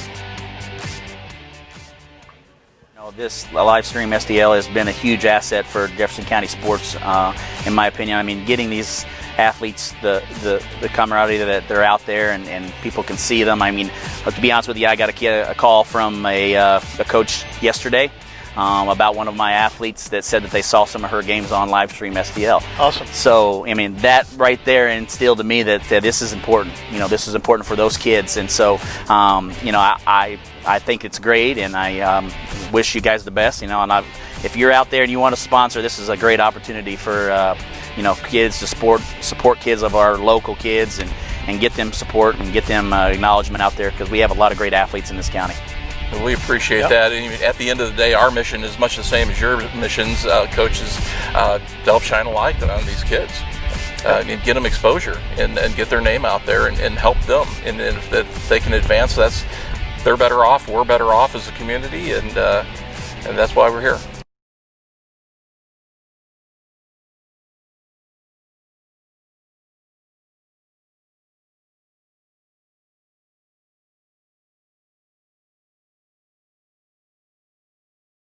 Hey guys, it's Jeff Kettlehut, owner of Kettlehut Smokehouse and proud sponsor of our regional youth baseball program. Come on in before or after a game for some of the best barbecue in the area. We can feed the whole team or have us cater your next party. On 6167 Crystal City, Kettlehut Smokehouse, hands down the best around.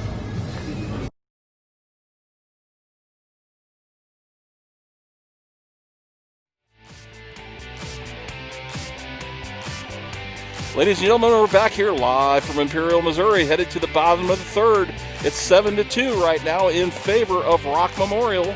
Cameron Brook finishing his warm-ups on the mound, and getting ready to bat is the shortstop, Nolan Estapare. There we go. We're going to talk about the Diamond Dome. As we were at break, we were talking about some different ideas for the Diamond Dome, maybe like a jeweler. Or maybe like my wife even talked about, we're pretty good friends with Lawrence Crodinger over at Home at SMCI. How about the Home Dome? Absolutely. That would be a beautiful tie-in. Right? How about that? A beautiful tie-in. Estapare, he is 1 for 1 on the day. He singled and scored back in the second, one of the 2 runs, or one of the 7-run barrage for Rock Memorial. He looks at a fastball outside.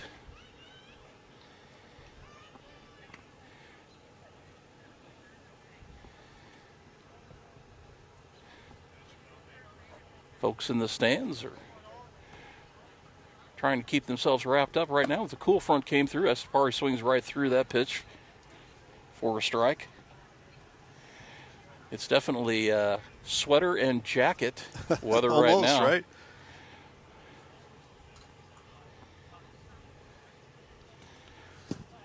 Fastball way outside.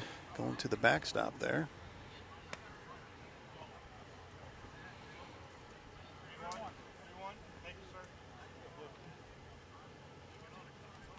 Brooks working off the wind. He has a very interesting delivery, Ray.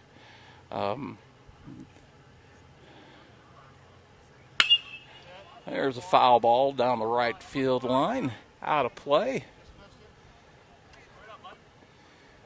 They rub up a new one, throw it out to Brooks. How's everybody doing tonight? As I said before, let us know where you're watching from in the comments section. We get folks all over the country and all over the world. Is that ball foul? Out of the reach of the first baseman and the right fielder, almost out of play. Estapare staying alive at the plate right now. Riley Blair says, yeah, how about that? How about Lawrence Crodinger? He says, I like that idea.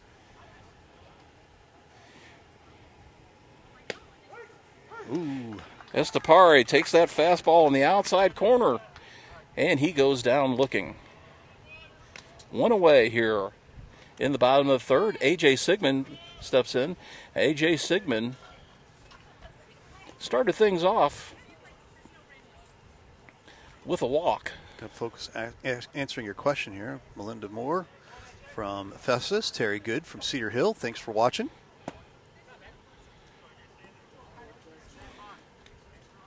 Terry Good's been a big fan and commenter of the show lately, the Main Street Sports Show as well. We appreciate your interacting with us, Mr. Good.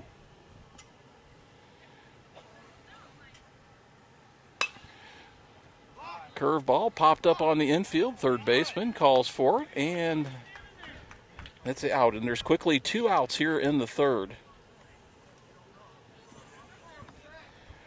Shannon Dowd. Shannon Dowd walked in the second last inning and came around and scored.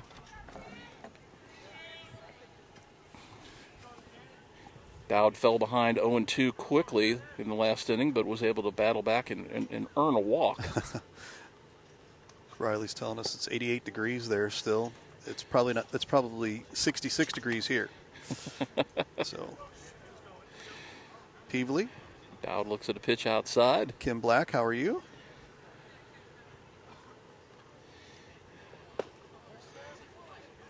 And Brooks misses with a fastball outside now, 2-0. Being careful how they pitch to Shannon Dowd. Shannon Dowd's got some power. That he does.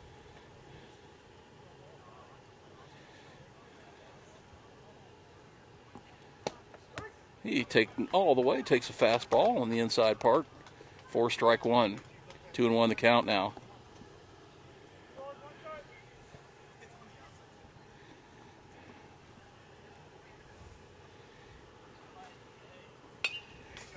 Another fastball down the middle. Dowd just misses it, fouls it back. Starting to see some kids, get their swing back here. It'll take a while to get that timing back, obviously.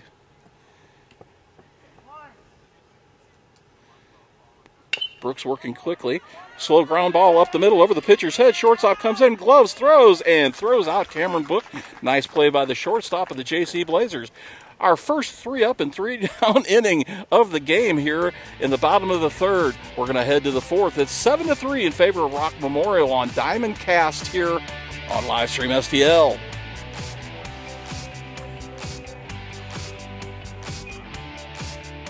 And I'll say real quick, I really admire what you guys do with this. I think everybody who's ever tuned into one of these, whether it's a Legion game, whether it's a high school baseball game, with basketball, football, whatever it is, I've heard nothing but tremendous feedback about Livestream STL and what you guys do and the quality of production, things like that. I would really encourage anybody who's involved in athletics throughout the county, really anywhere in the metro area, anybody who's interested in sponsoring activities to get on board and get involved with this. I think it's added a ton to what we do here. It's added a ton to the program. You guys are a class act, and you're committed to doing things the right way, and we really appreciate that.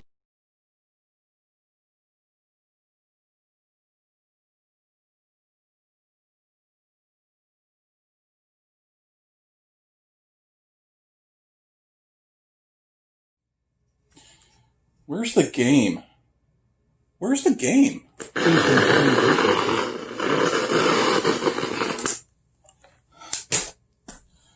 Where's the game?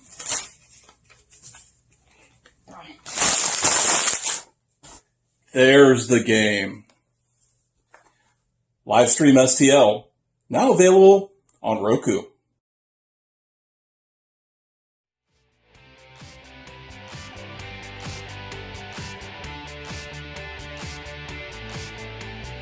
And we're back here live in Imperial, Missouri. Ladies and gentlemen, 7-3 in favor of Rock Memorial over the JC Blazers.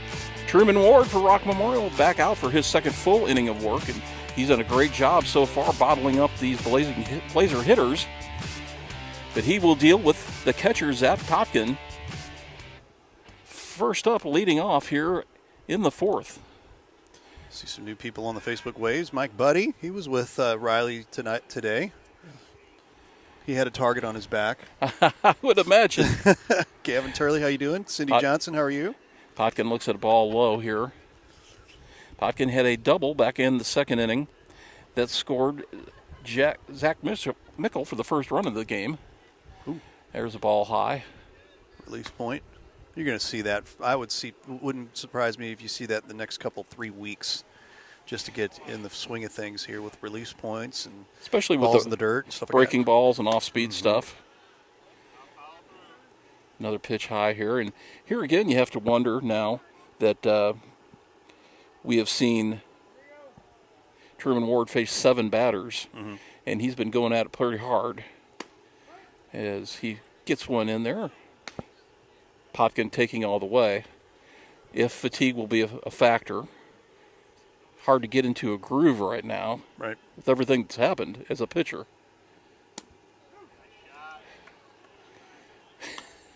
Truman Ward's brother Hunter did a good job of framing that one. Pitch at the knees for a strike.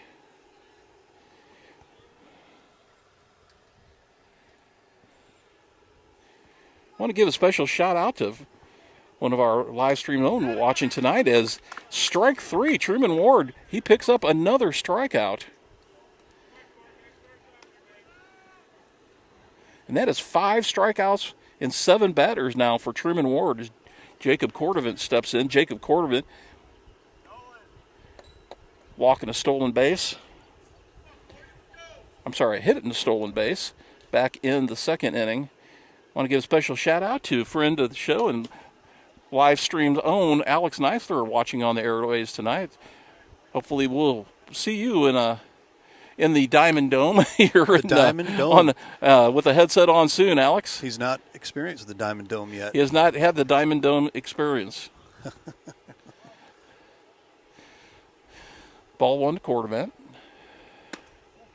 Pitch up in 2-0. Ward struggling a little bit now to find his control this inning.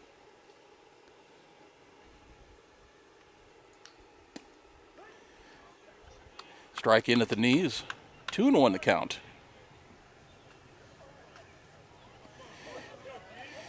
People are a little soggy, they're a little chilly, but they don't care, Ray. Right. There's baseball in the air. It's baseball, fastball, central, strike 2. 2-2 the count now. Ward battling back.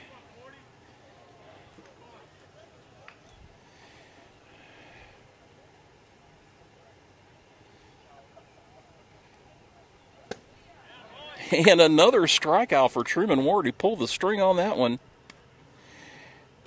And he is making an early name for himself here for Rock Memorial and for our player of the game, Ray. Agreed. That was your segue to talk about player of the game. We'll talk about player of the game here a little bit closer.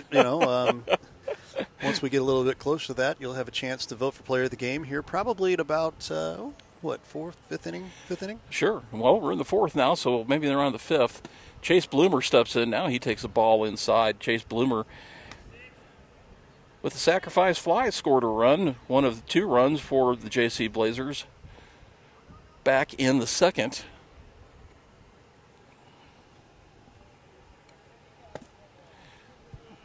Ball low, 1-1 the count now.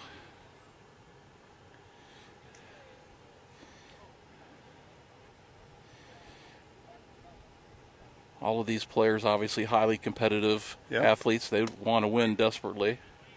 Another strike.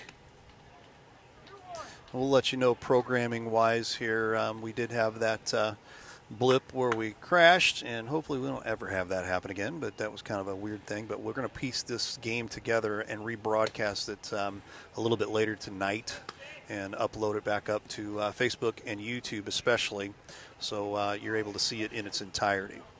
2-2 to count now to Bloomer with 2 outs. And he calls time. Both these pitchers, Brooks and Ward right now, are liking to work quickly, and there's certainly nothing wrong with that. Right.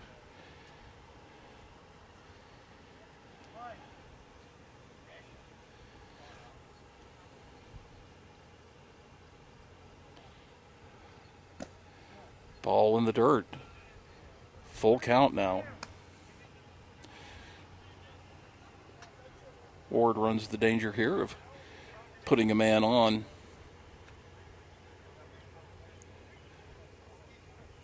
Curveball, ground ball, between first and second for a clean base hit.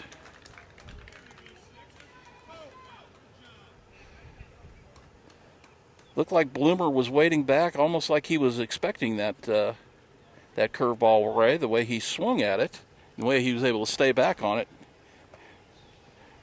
That is the first hit that Truman Ward has given up now in his time of work. Now Gabe King, the right fielder, will step in, 2 on, 1 out. Gabe King would like to get on so they can recycle to the top of the order. Breaking ball that slipped out of Truman Ward's hand there. These baseballs just slightly moist at this point. If you're interested in what games we're going to be covering here, we'll get that out to you here at the end of this inning here.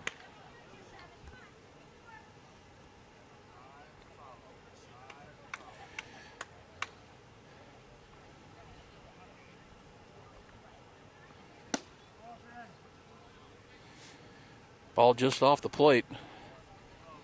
Ward wanted the call. Did not get it. Truman Ward wanted the call. Have to be specific in this game, that's for sure. Right.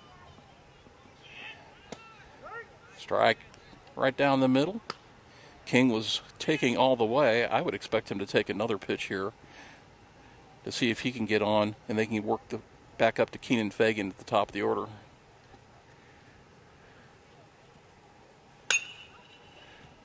There is a base hit to the left.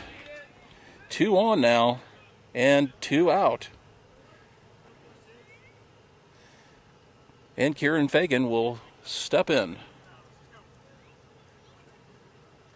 Fagan 1 for 2, base hit and a strikeout in the game.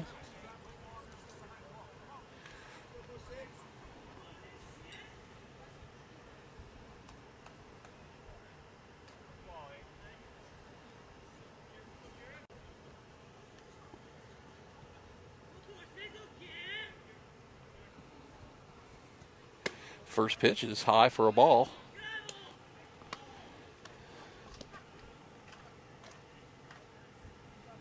We're slowing things down off of the stretch just a little bit, Ray. Yep. There's a high curveball, pop up on the infield. Second baseman corrals it for out number 3.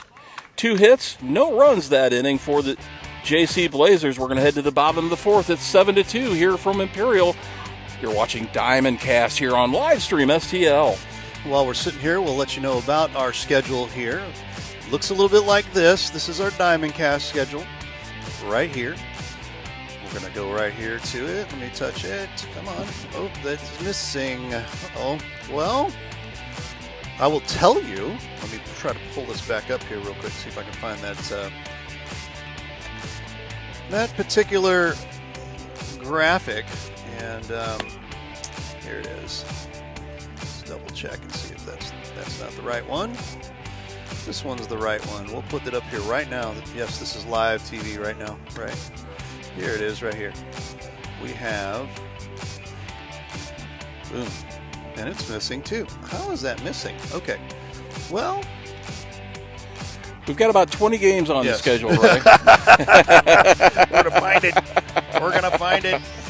Oh, telling you right now, we've got about 20 games on the schedule. 20 games, and I promise I'll have that graphic up here. For some crazy reason, the graphic's not working. But if you're interested in finding out where we're at as far as all of our outlets as well, also, we're on Facebook, we're on Twitter, we're on YouTube, we're on Twitch, we're on Periscope to broadcast, and we're also on the Roku channel, our brand new Roku channel through TKDS Sports Network.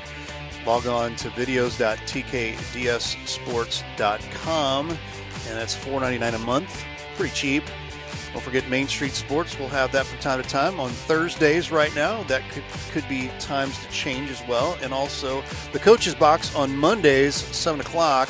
And we're having a lot of fun with those, with all those games and all those shows. So we move into the bottom of the 4th. Here we go. Bottom of the 4th, Eric Streicher starting things off, the first baseman for Rock Memorial. He's 0 for 1 on the game so far with a strikeout. I can tell the fans next week, Ray, our next game will be right back here at Rock Memorial on the 16th. It'll be the Phenom, the club traveling team, versus Rock Memorial. And then we are back in action Thursday. Mm-hmm. Again, the Phenom at Rock Memorial is what I have. Now, I don't know if that is correct or not. Let me double check that real quick. You say Tuesday and Thursday? I had Tuesday and Thursday. Tuesday we will not be here. And I'll tell you why we will not be here is because we will be at breaking news. No, we will not be here due to Windsor's graduation. We'll actually be at doing their graduation, so we had to reschedule. That's right. Actually, just bump that game. But we do have more games for Rock Memorial and for the JC Blazers and Festus, the Festus Diamond Club. And that batter is hit by a Streicher pitch. hit with a pitch. And he will take his bag. He wasn't too happy about that, was he? We're going to start to see bat tosses now on hit by pitches along with home runs. Right. Because that was definitely a punctuated bat toss. That brings Zach Austin, the designated hitter, to the plate. He worked a walk with the bases loaded to help the carousel of runs keep coming there in the last inning for Rock Memorial. And he looks at a ball high. Do want to make a mention, we've got two really decent catchers here today, and Zach Potkin and Hunter Ward. These guys both have really good arms, have good fundamentals of blocking pitches at the plate. And they've done a really good job trying to settle down Cameron Brooks a little right now. They're trying to settle him down, and while Ray's trying to stay warm. I'm not cold. I'm actually pretty comfortable right now. It's beautiful out here. Yeah. Riley, you should just come on up here where it's cooler. Riley, come up here and we'll stick a headset on. Yeah. Next inning, we will open up the Facebook waves and all the social media waves to vote for player of the game. I'm sitting here looking at it right now. You know, for Rock, it's been a team effort right now. Very much so. But depending on what Truman Ward does, his really struck out in mine. And there's a shot over the second baseman's head for a base hit. Runner will have to hold up at second. 2 on now with no outs for Rock Memorial. And that ball went out of play. They weren't able to corral the throw from the right fielder, and the runners will move up now to second and third. And Ricky Wallace steps in. He's 1 for 2. Base hit and a stolen base back in the second inning, and a run scored.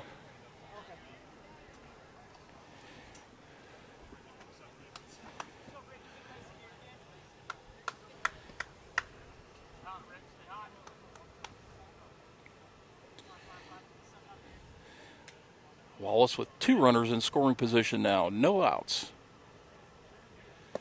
Brooks with the ball in the dirt. Got a message here from Anil Quick. Very solid backstops. I'm sure talking about the coaches, or the catchers, I should say, both with big upsides.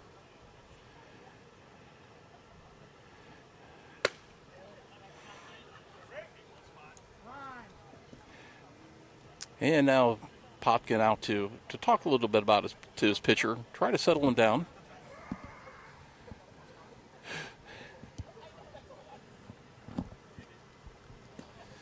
Some more baseballs coming into the umpire. Umpires seem like that they're kind of getting back into the swing of things as well.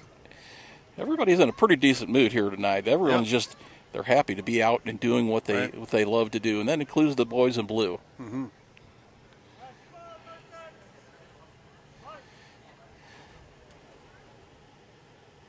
Brooks fires. Pitch right down the middle. Hopkins says, yes, sir, that's exactly where I want it. Right. Got a lot of folks on the Facebook waves here and the social media waves that are actually here at the game watching the game on their phones or their devices. There's a little nubber over the pitcher's head to the second baseman. Easy out, but the run will score. First baseman asleep at the wheel over there. Slow to get that ball into the catcher. and a run will score. Rock Memorial, you don't have anything to lose at this point. You're already up 5. We'll give a sacrifice 4-3 on that play. 1 out now. Runner at second, and Hunter Ward, the catcher, steps in. All right, folks, if you're watching right now and you're over in the bleachers and you're on the comment section right now, give a big wave so we can see who you are. There's about a 15 to 30 second delay, so we'll see who's who's waving.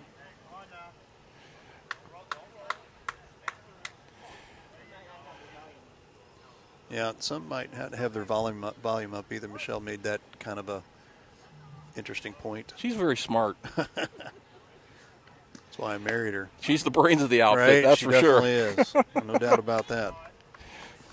So.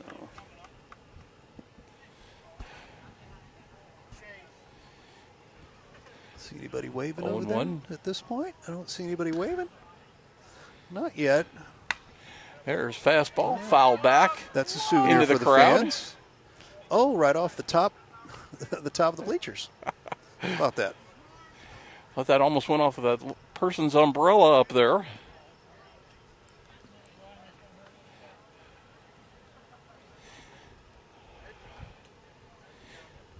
If you're watching the live stream over there and you're in the stands, folks, make some noise for us. Let us know you're there.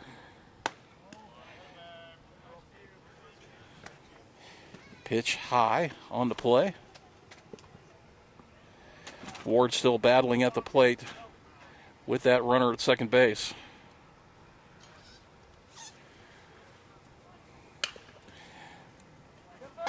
There's a slow roller to the shortstop. Picks it up, gloves, throws offline.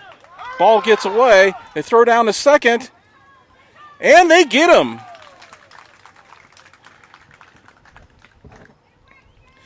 Good throw by the first baseman there to get the runner at second base.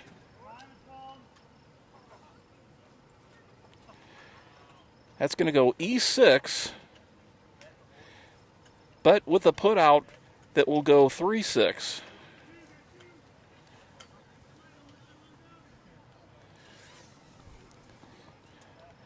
And now we have a runner on third.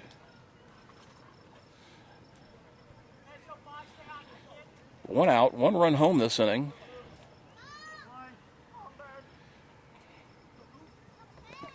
Ball in the dirt, gets away from catcher.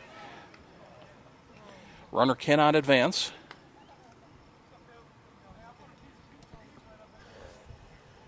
See the runner down there at third base there. Being coached by Danny Sigmund, the coach of Rock Memorial. Danny Sigmund, a Herculaneum graduate. A Herky guy.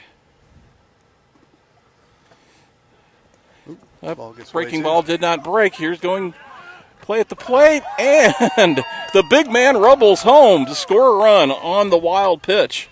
He is dirty, and he absolutely loves it getting dirty right there. Umpire's got to completely rebrush the the plate there because you can't even see it.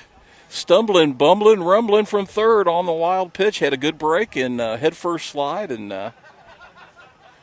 you go home happy with a chest full of dirt. Cooper Thomas at the plate now. Cooper Thomas has had himself a night, 2 for 2 at the plate, 2 base hits. RBI and a run scored.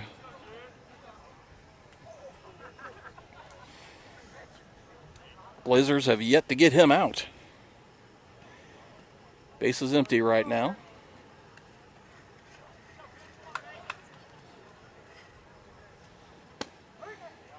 (9-2) in favor of Rock Memorial. 2-2 the count.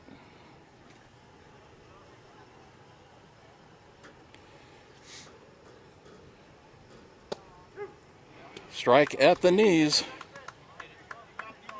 Now it's 2-2, pardon me.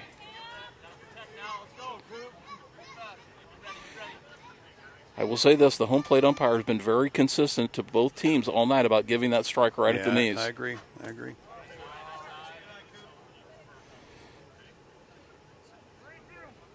Full count now to the batter.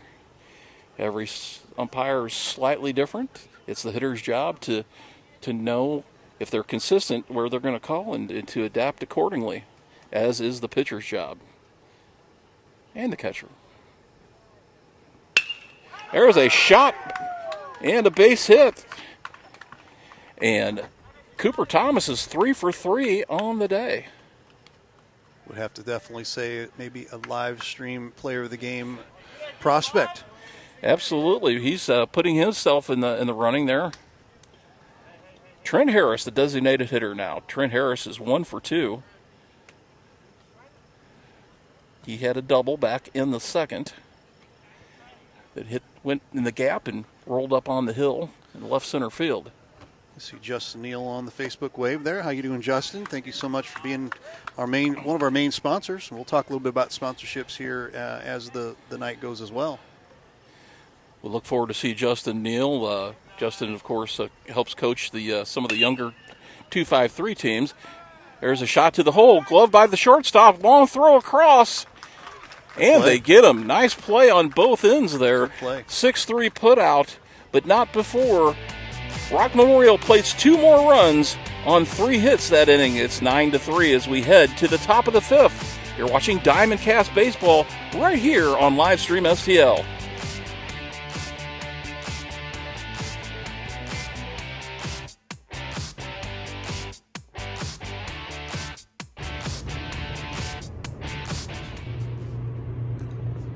I wonder what Coach Jarvis is up to.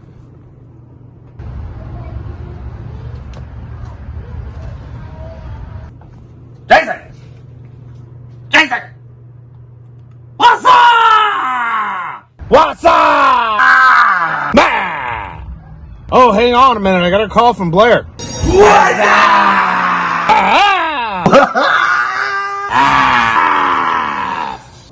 What am I doing? I'm sitting here watching the coach's box.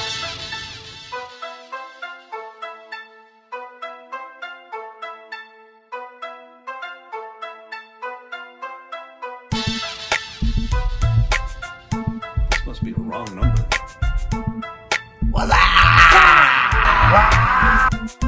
Hey guys, it's Jeff Kettlehut, owner of Kettlehut Smokehouse and proud sponsor of our regional youth baseball program. Come on in before or after a game for some of the best barbecue in the area. We can feed the whole team or have us cater your next party. On 6167 Crystal City, Kettlehut Smokehouse, hands down the best around.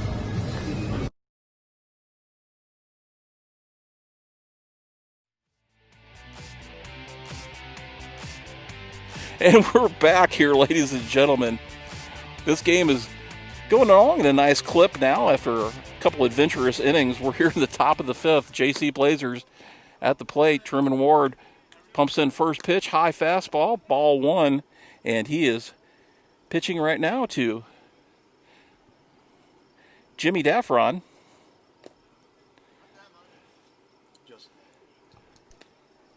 Justin Neal chiming in there. Been waiting months for some summer baseball. Loving it. Well, we appreciate that big time.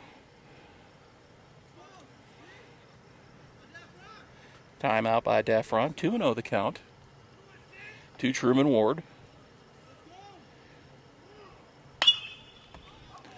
Ward skies one down the left field line, foul. Left fielder went a long way for that one, just out of his reach. And it's just a long strike. Pretty much. Pretty much.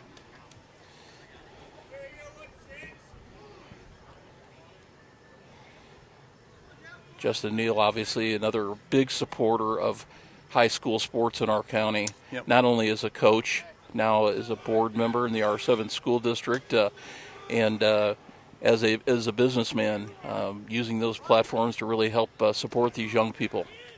We did hear that, and congrats to Justin Neal. 3-1 the count now.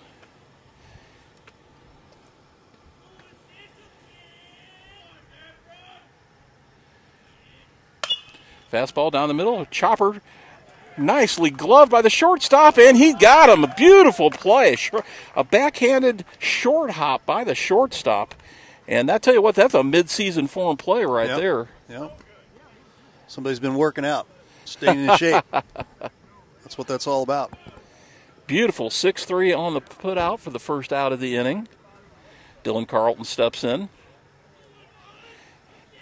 That ball was topped, and it took a big hop with plenty of velocity. The shortstop had to wait on it and short hop it on the backhand, and he did a very nice job. And, of course, throwing it across to get the runner by a step.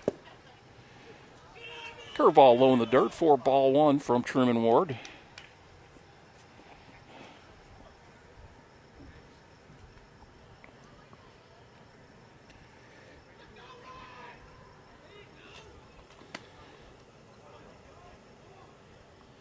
Ward pitching his fourth inning of work here.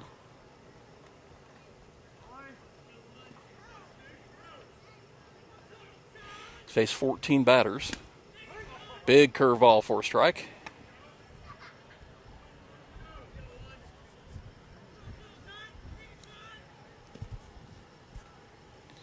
A lovely evening here in Imperial, Missouri. Curveball just off the plate. Wanted that one. He wanted it. Carlton was leaning just off the corner.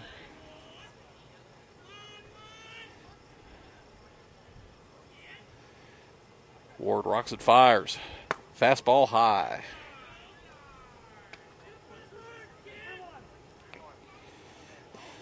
Three and one the count.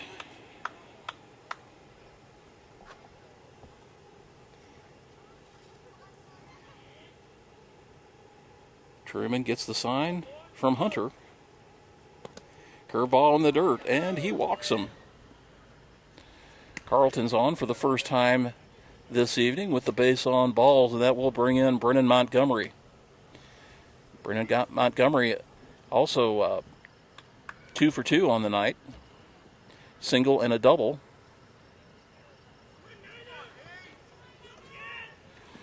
Montgomery, the third baseman, steps in from the left side.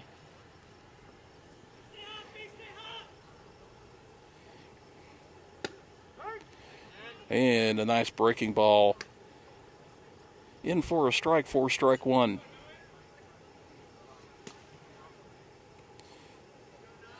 Montgomery was looking for the express, and he got the local instead. Oh. Ball in the dirt. Stopped by the catcher, but the runner is able to advance on the play.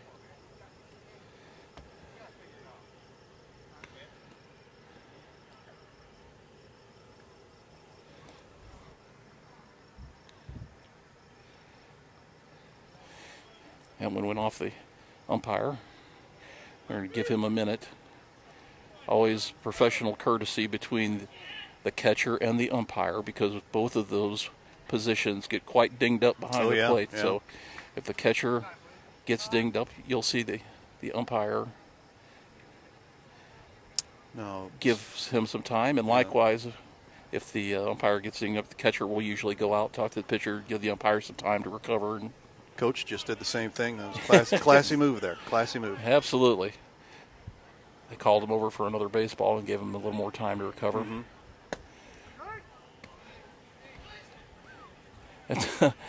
Looked on that play where Truman Ward may have crossed up his brother Hunter with the pitch, but it was a strike.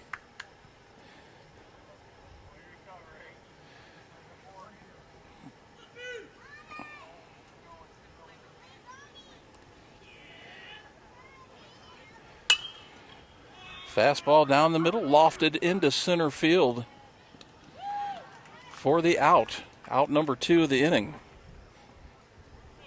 Runner stays at second. That brings in Cameron Brooks, who's now pitching for the Blazers. Brooks is 0 for 2 with a strikeout and a ground out to the shortstop. I believe this is Brooks' first game with the Blazers so far into the season.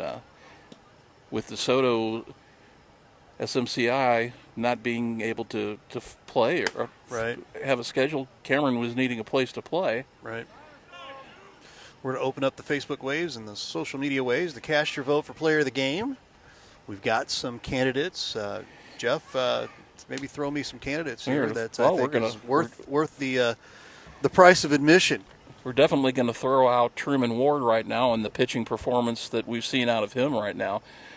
Cooper Thomas, 3 for 3 on the day, 3 hits, an RBI, and a run scored. You look at a guy like for the Blazers, if they were able to come in, Brendan Montgomery had a nice game. But right now, all of those runs that were scored for Rock Memorial is pretty much a team effort across the board. But really, the leader in the clubhouse right now, I would have to say, is Cooper Thomas and Hunter Ward. Mm-hmm. And Truman Ward. Already seeing votes being casted, so cast your vote. Bradley Aarons from YouTube. We don't get a whole lot of YouTubers, but appreciate you being on the YouTube. Ball in the dirt, tried to be blocked, but it bounces off Hunter Ward's chest, and the runner will advance. He squared up nicely on that ball, but that ball skidded off.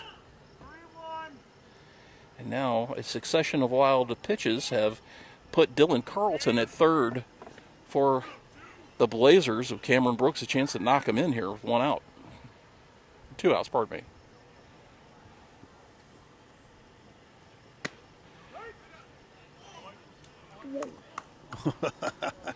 Oh, fastball. Yeah.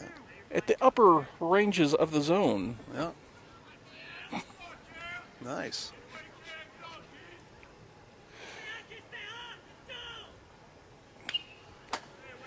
Curveball down the middle. Yeah.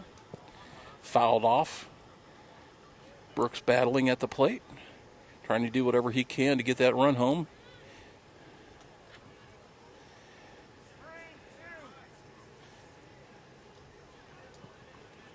Terry Good says, I like the catcher, good ball player. Maybe the catcher from Rock Memorial? Big slow curve gets Brooks at the plate. Another strikeout for Truman Ward. We're going to head to the bottom of the 5th. It's 9-2 in favor of Rock Memorial. Thanks for watching us tonight here on our DIAMONDCAST, our inaugural DIAMONDCAST broadcast on Livestream SVL.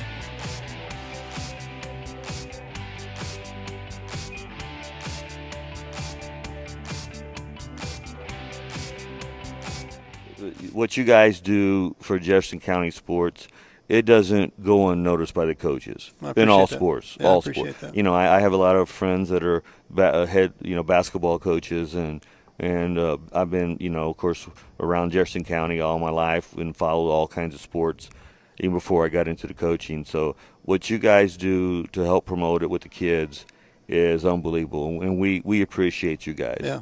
For you guys to take your time and what you do. Is awesome. Just awesome. Yeah, we try, we work hard, and we think they deserve it. The kids deserve to be able to be seen, and if we can turn out kids in the community to better them, get them in college, and make them a better citizen, that's the key.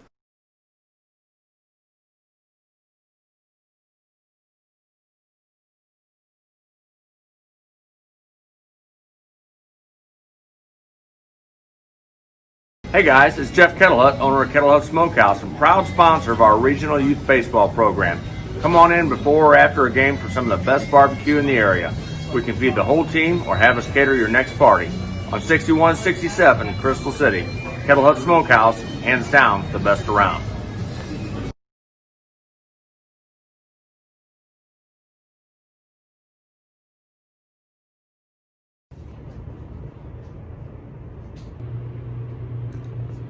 I wonder what Coach Jarvis is up to.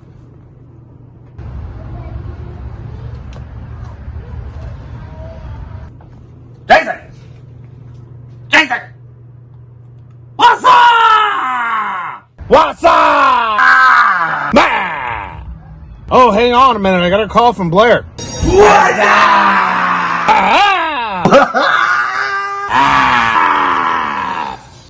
What am I doing? I'm sitting here watching the coach's box.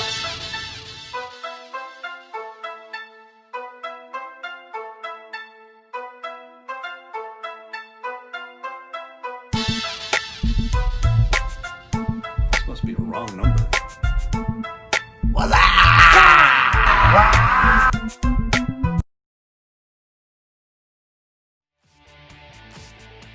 We are back here live in Imperial, Missouri, watching our summer baseball teams, and we are currently bottom of the fifth as Rock Memorial takes a 9-2 lead in this inning. And we have a new pitcher on the mound, Ray, for the JC Blazers, Jayden Jones, the left-hander out of Melville. He was a junior last year. He is yet to give up an earned run. Hasn't pitched that many innings, but he does have 6 strikeouts, and he is a power-pitching left-handed pitcher from Melville High School. All right. I have Jeff Kettlehut, who we just saw his commercial. It says, "What's the best way to stream this to my smart TV? I had surgery today. I can't be there." Oh, my goodness. Well, I'm glad you asked, Mr. Kettlehut. We have multiple outputs, just like what you're watching here, as we see a ground out. Yeah. To second. Nice play by the second baseman. We'll throw this up here for you real quick here. This is how you get a hold of us right here. Facebook, Twitter, YouTube, our Roku channel, Twitch, and Periscope. He's on Periscope right now, in fact. So you can get a hold of us on that Roku channel. That's $4.99 a month, and you get a hold of us. And I'll throw this up here real quick. You got to log on to videos.tkdssports.com to get our Roku channel, and that's $4.99 a month. You can log into that, get your Roku channel set up, and then you basically have to add that to your Roku selections, and you will have this live every time we go live. We have archived games. We have lots of Coach's Box, Main Street Sports shows. You name it, we've got it on there. Nolan Estepare at the plate now, and he looks at strike 2. Jayden Jones really coming in with some really good stuff here for Rock Memorial. And I will add to Mr. Kettlehut, I'm sure we could work out a deal, Ray, for a rack of ribs or two. Oh. Ray would be happy to come by your house and help set up your TV for you. I would. For casting. I'm sure you guys could work something out, right? Right, absolutely. Love it. Love it. No, if you work out a long-term sponsorship with us, we actually give you the Roku channel to put into your, like Jeff has TVs at his place. We're going to try to set that up. We actually have that at La Pachanga's right now, and next week I'm meeting with Tetros. So you'll have summer baseball in your favorite places favorite places to eat. Well, we certainly appreciate Mr. Kettlehut's sponsorship and also allowing us to host our Main Street Sports show there from his fine barbecue restaurant there in Crystal City. Estepare looks at ball 4 going over his head, and that is a one-out walk issued by Jayden Jones. A.J. Sigmund will step into the now. 0 for 1 on the day.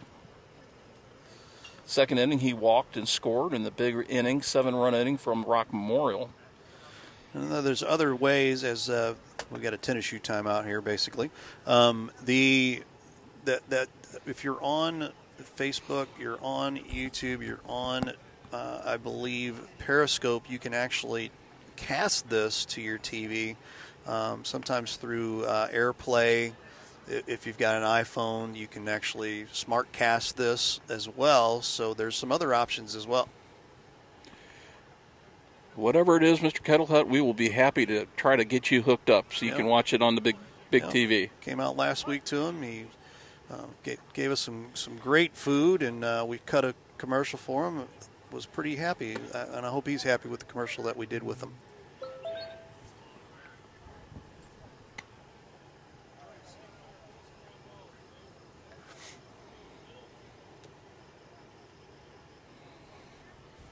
A.J. Sigmund, big lefty at the plate.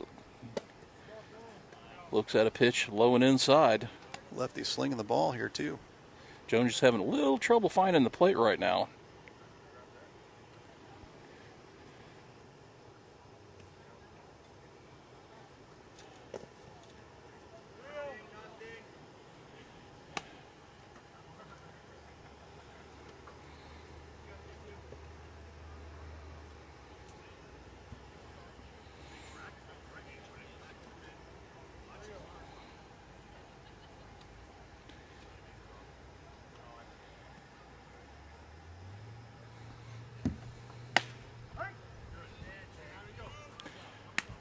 Sigmund taking all the way. And Jones taking advantage of that with a strike right down the middle. Runner with a good lead off first. Ball in the dirt. Runner takes off for second, and he will reach that. That was actually ball 4, so he advances on the walk issued to A.J. Sigmund. 2 walks in a row now from the pitcher, Jayden Jones. Shannon Dowd steps in. Dowd is 0 for 1 on the night. He walked and scored in the second inning and grounded out to the shortstop back in the third.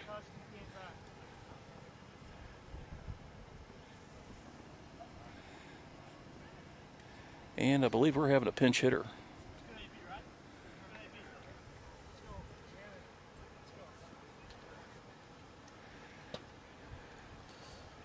One of the things I'm going to have to pull out is we're going to have to pull out game changers again to get some of our updated information, which we love the game changer. Good folks over there. A little confusion right now on the Rock Memorial bench as to who is to be at bat. We worry about who's on first, but who's on bat? Who is going to be the batter?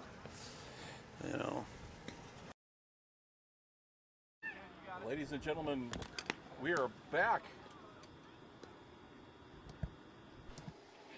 Ladies and gentlemen, we are back here live from Imperial, Missouri. The lights have come back on finally, and Marquise Meyer is the pinch hitter for Rock Memorial. 1-1 count now to Marquise. Jayden Jones, before the power went out, he'd walked the last 2 batters after getting the first man out of the inning. And Marquise looks at an off-speed pitch for strike 2. Marquise Meyer, the Jefferson R7 product. I happen to know Marquise pretty well, and he's one heck of a photographer. There's a hard shot to the first baseman through his legs. That's going to be an error, and that's going to score another run for Rock, as the throw from the outfield is too late. And that's going to be an E3, and a tough break for the Blazers there, in the sense that having to sit so long and not be able to take any ground balls, and now first at bat is a hot shot to you and goes right between your legs. So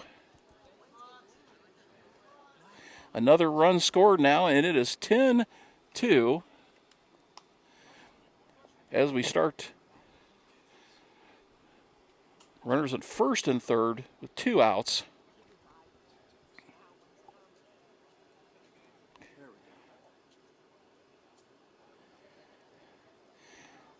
And Marquise Meyer reaches, and we're going to do that at E3.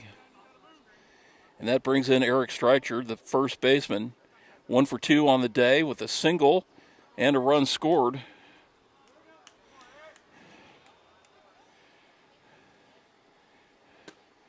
And he waves at a fastball for strike 1. Jones reared back, throw that by him. 2 outs. We're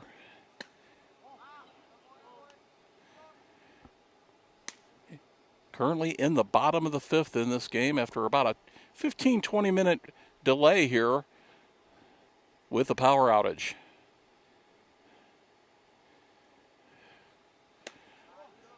Jones spins a curveball up there, a little high. 2-1 the count now to the batter. Meyer not a threat to run at first base.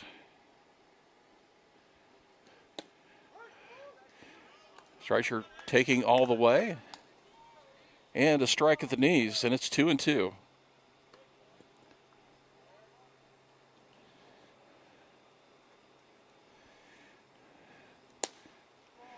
Ball just off the plate. The count is full. The runners will be off at the pitch.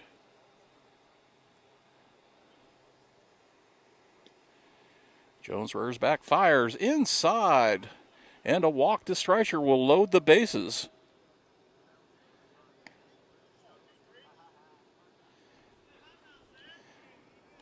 Zach Austin, the designated hitter, comes in. Zach 1 for 1 on the night. Walked in the second inning, scored base hit in the 4th inning and scored. So even though he's at the bottom of the lineup, he's done some damage, Ray. Oh. I'm throwing it over to Ray, and Ray doesn't have his headphones on right now because he's working on the technical sides of things. I'm going to try that again. So he's done some damage tonight, Ray. Yes, he has.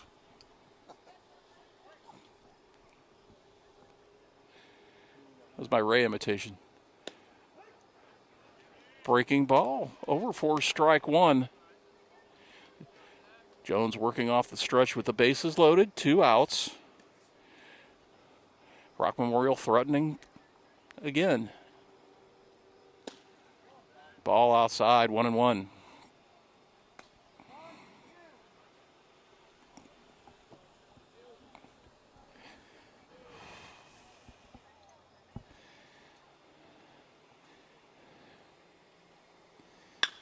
There's a shot angling down the right field line, hooking foul. Foul by about 10 feet. And we'll do it again.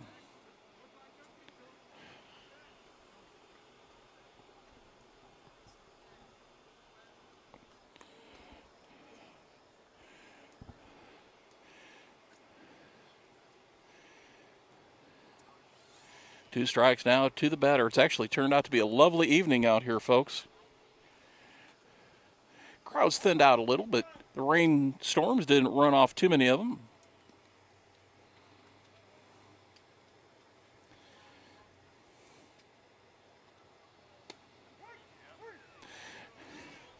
Austin looks at strike 3 for the second out of the inning.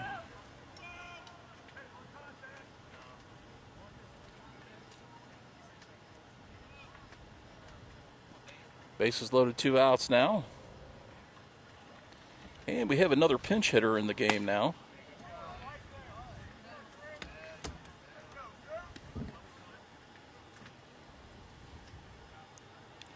For Rock Memorial. We'll get his name here in just a second.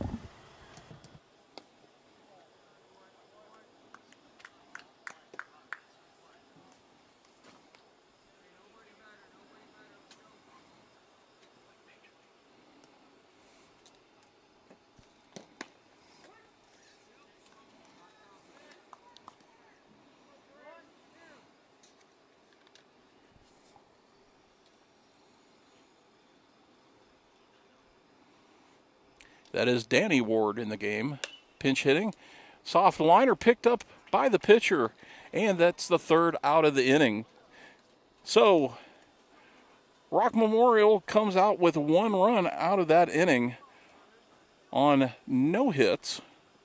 And we are going to head to the top of the 5th. Right now, it's 10-3.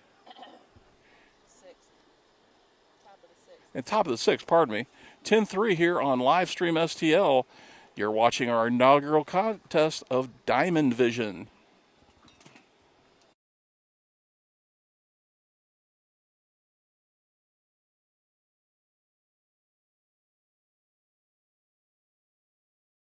You know, this Livestream STL has been a huge asset for Jefferson County sports, in my opinion. I mean, getting the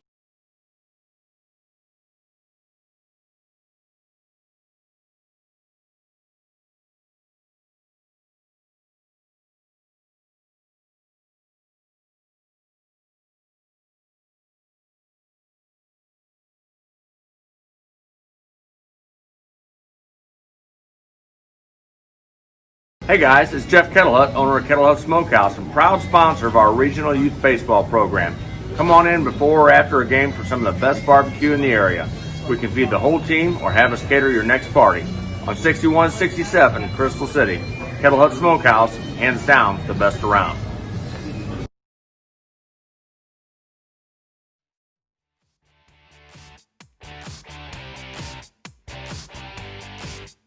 Ladies and gentlemen, we are very pleased and thankful that you've joined us this evening for our inaugural DIAMONDCAST broadcast, summer baseball here in Jefferson County, Missouri. We're live from Imperial, Missouri, as the Rock Memorial team is hosting the JC Blazers of the Slava League. And Rock currently with a 10-2 lead over the Blazers as we head into the top of the 6th. We've had a little bit of everything here tonight for our first broadcast, Ray.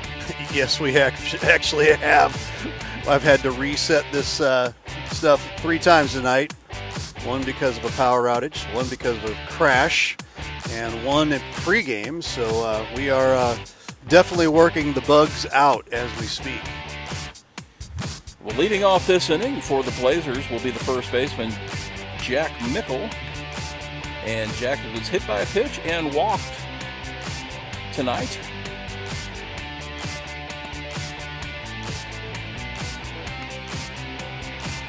We have a new pitcher in the game now for Rock Memorial. And that is Ricky Wallace.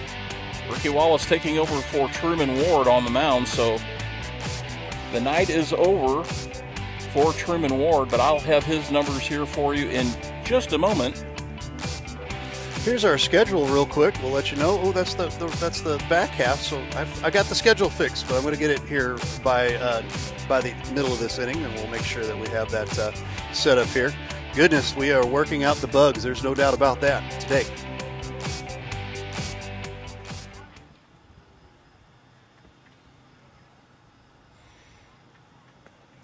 And a ball behind Jack Mickle to start off. A little grin from the hitter and the pitcher. Pitcher did not mean to do that, that's for sure.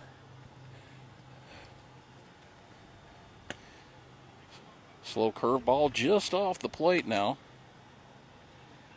And it's 2-0.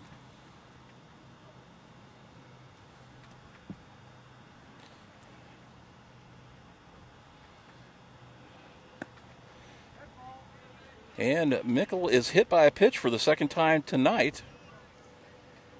Right off the foot. And so far, Ricky Wallace is having a hard time finding the strike zone. That brings in the catcher, Zach Popkin. Zach is 1 for 2 on the night. Double with an RBI and a run scored and a strikeout.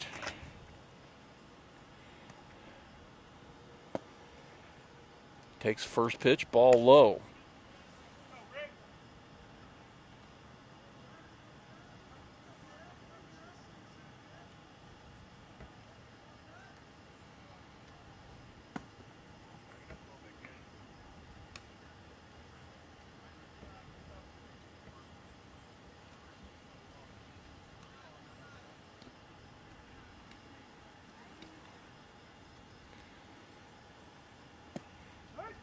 Pitch catches the outside corner for strike. Popkin taking on that one. 1-1 the count. There's a shot. Base hit past the diving shortstop. And it gets by the left fielder. And that will advance the runners to second and third. So a base hit and an error on the left fielder, which allows the runners to move up. And now there's runners on second and third for the JC Blazers with no outs. And they've got something working here, Ray. Jacob Cordovant come in now, the shortstop. He's 1 for 2 on the night with the base hit. You know, with the way things are going tonight, it wouldn't surprise me if we saw an 8-run inning. You know, I don't wish that on against anybody or whatever, but we've seen just about everything we could here. Absolutely. Absolutely. Big slow curveball there for strike one.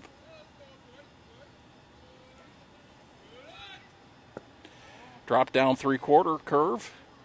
Misses on the outside part. 1-1.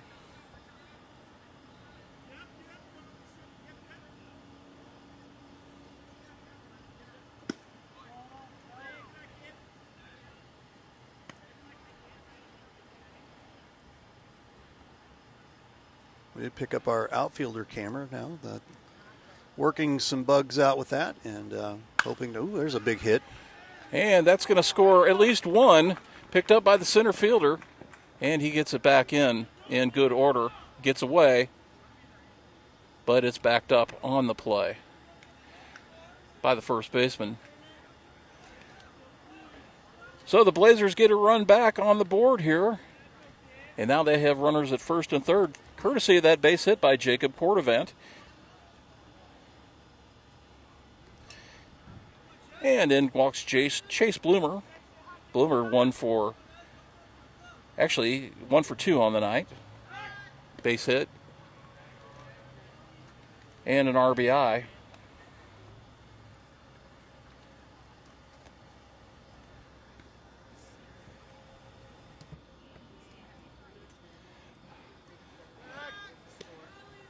Through.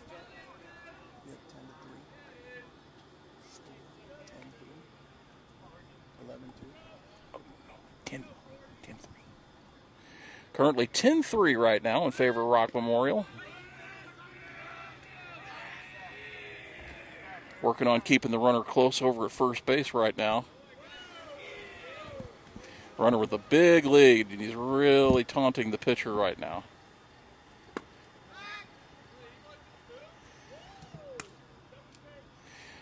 Well, we close the line on Truman Ward. Truman Ward, four full innings pitched, Ray. He gave up 0 runs, only 2 hits, 7 strikeouts, and 3 walks.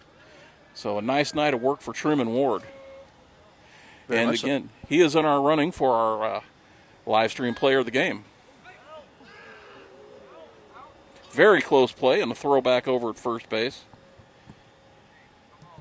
Portavant doing everything he can to bother the pitcher right now.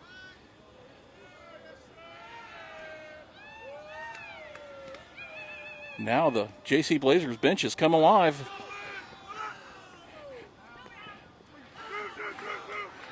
Throw goes into the outfield, but is backed up by the left fielder. And ball's thrown around a little bit, but the runners cannot advance any further.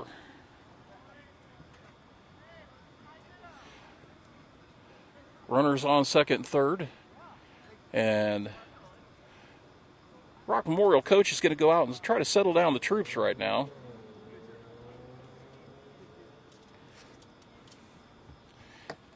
Chase Bloomer still at the plate.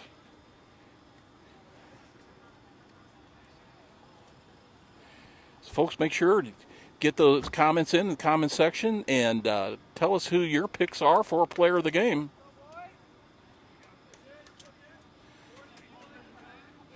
And we will work to try to get that player in, do a brief interview with him at the conclusion of this one.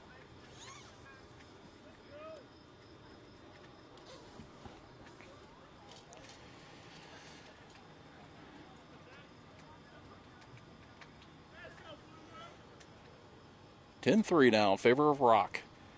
Or in favor of Rock Memorial, but the Blazers are threatening. That's a ball high from Ricky Wallace.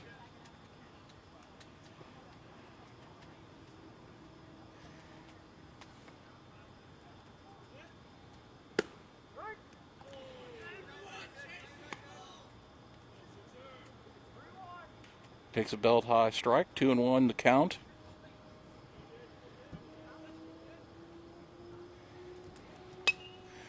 And a foul straight back. Makes it 2-2. 3-2, umpire, sorry. Thanks to the umpire for clarifying that for me.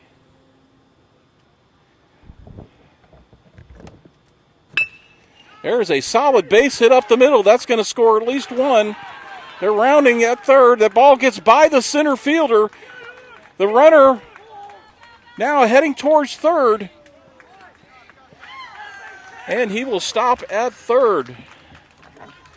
A 2-run triple from Chase Bloomer.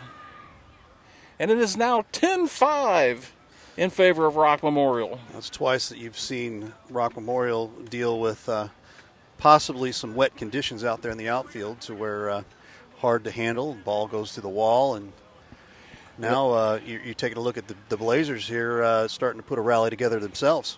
Blazers putting a rally together. Yeah, that ball is really scooting once it hits that outfield, Ray. And it's really taking the outfielders by surprise.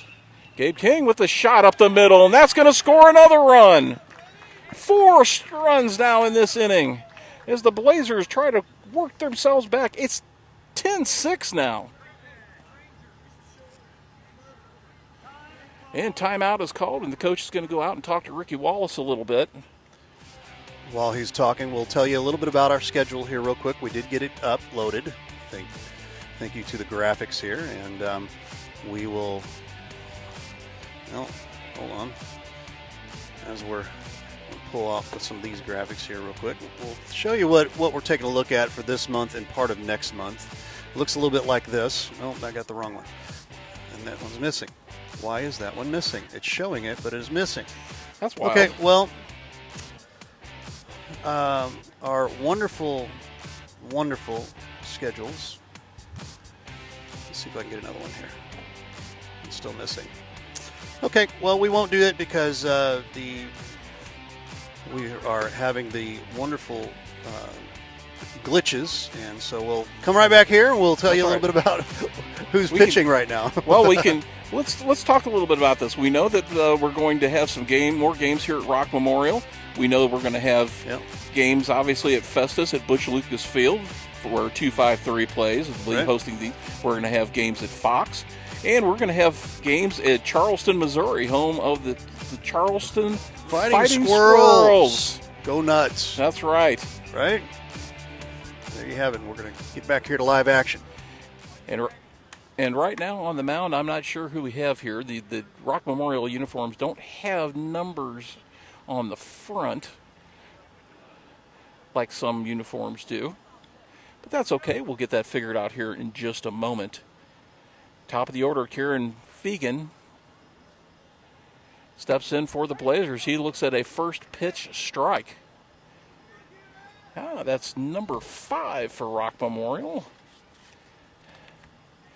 Now into the game. And that is Cooper Thomas pitching. Fastball fouled off at the plate.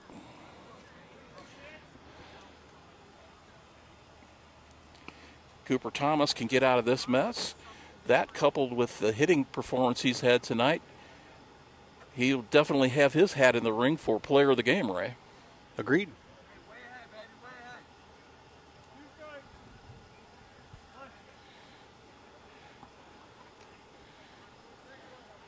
Thomas with the fastball high. There are no outs in this inning right now. Blazers have plated 4 runs on 3 hits. And it is currently 10-6 in favor of Rock Memorial. And that ball. And they're going to call that a foul. That went off the end of the bat. The runner on his way to first because it hit his hand, but it definitely went off the end of his bat.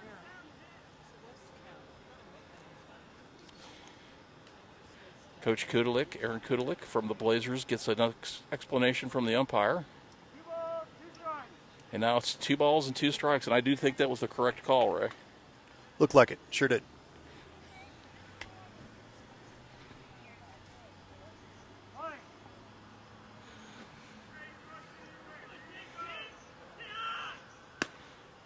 Fastball just a little high. And that runs the count full on Kieran Fagan. Fagan 1 for 2 on the night. 1 for 3, pardon me.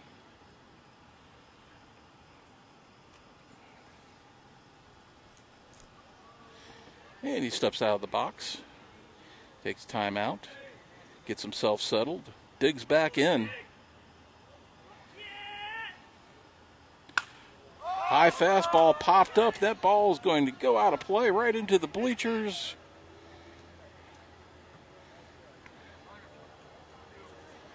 And we'll do it again.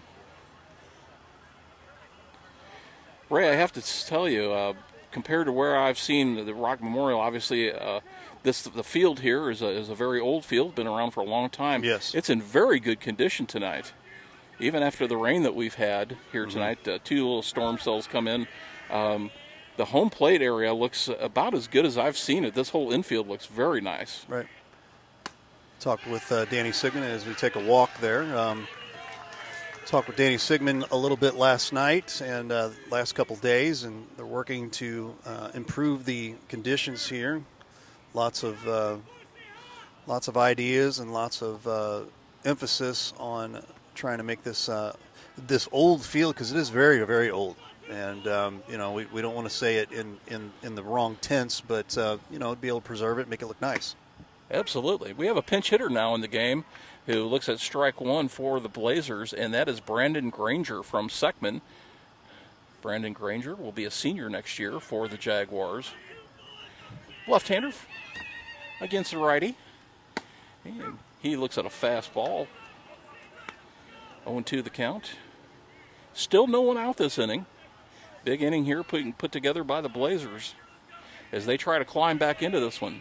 We'll throw this up here one more time.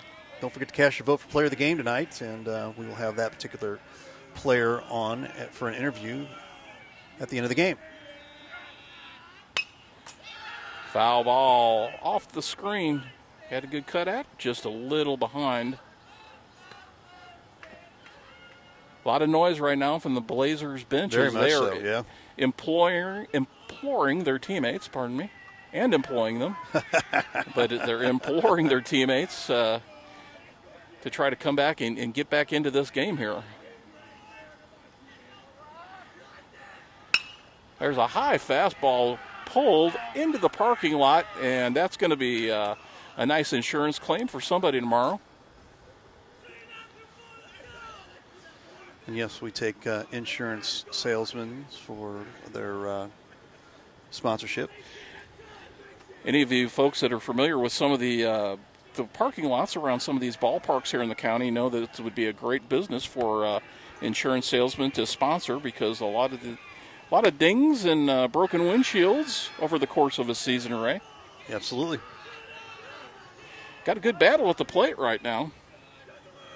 Still 1-2. Cooper Thomas trying to get the first out of the inning. Trying to put out the JC Blazers fire right now. The fire is blazing. Very much so. Hunter Ward, the catcher, wants to go out and have a word. They might have, with the runner on second, they may have wanted to rotate and change the signals from the catcher. They're having a discussion right now about that, which is par for the course when you haven't had a chance to practice and play a whole lot together. Right.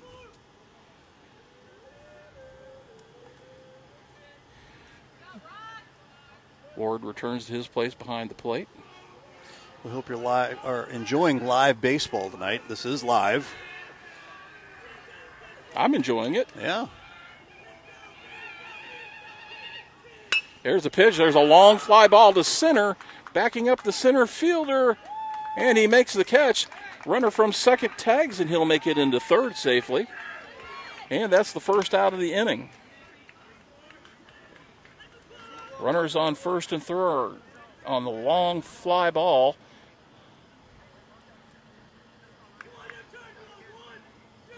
And now Dylan Carlton steps in. Dylan Carlton 0 for 2 on the night. Strikeout. Line out to the shortstop. He did walk in the fifth inning, but was stranded. That pitch is behind him. A wild pitch. Here comes the runner. And there's another run across the plate for the Blazers this inning on the wild pitch.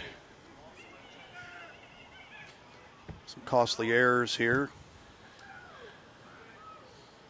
for Rock Memorial. Couple in the outfield here and a pass ball here. Wild pitch.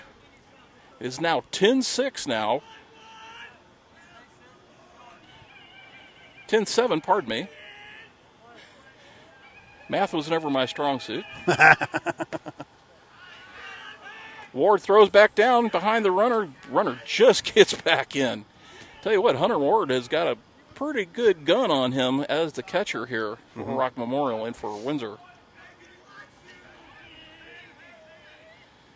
10-7 now.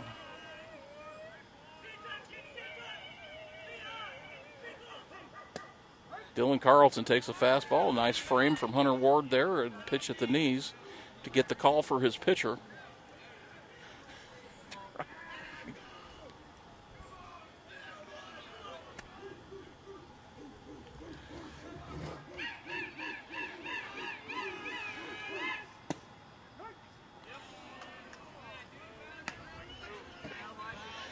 And another strike at the knees now to Carlton.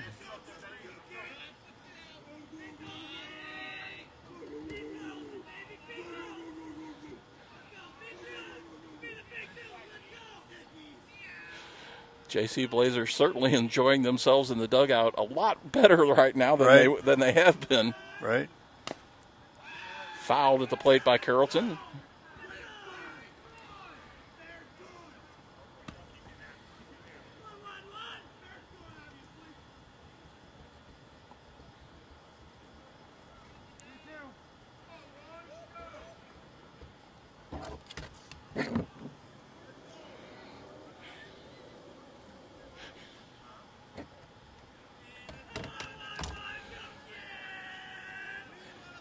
Here we go.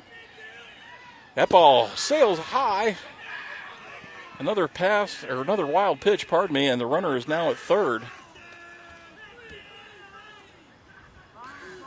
Have to probably say that the pitcher might be a little rattled at this point. Cooper Thomas is having a little issue here. This is probably a good call here for the catcher and pitcher to just get together. Give me a couple of good pitches here. What do you want to pitch here in the next couple pitches just to shake things up? Right, we've still got the lead. We just need to get some outs, one at a time here. Right. And, of course, Rock Memorial's thinking, well, we just need to string together a couple of hits one at a time. Ooh, I think that got him. That hit him in the arm and then deflected off of the catcher. And Cooper Thomas did not want that to happen at all. Looks like Coach Sigmund's going to come in and make a change here, it looks like, at this point. Maybe. We have a discussion.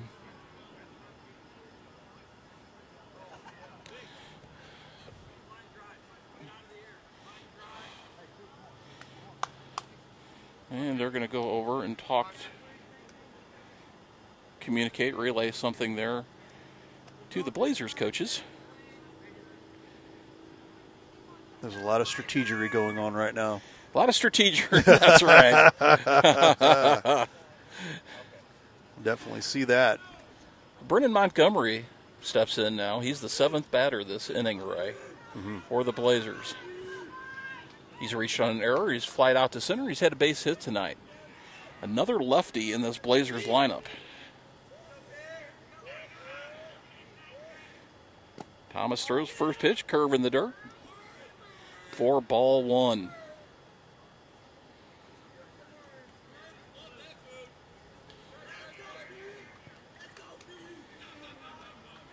A beautiful picture now from our live stream cameras after all the trouble and effort we've gone through tonight. Yeah, no doubt. We're definitely almost kind of like relearning some things here, if you will. And I hope folks are enjoying this at home. You know, these guys have not had a chance to practice a whole lot. Their spring was taken away from them. We can't expect them to have the level of baseball that we would normally see from some of these summer teams, Ray. It's going to take a while for them to get the reps back in, both hitting and pitching, and knock the rust off, and fielding as well. So, these first couple of weeks might be a little sloppy. Right. Another high pitch. Is that another walk there? And another walk. The bases are loaded now with one out. And things are unraveling quickly for Rock Memorial. Ninth batter of the inning comes in. That's Cameron Brooks. Brooks looking for his first hit of the night. Now would be the opportune time.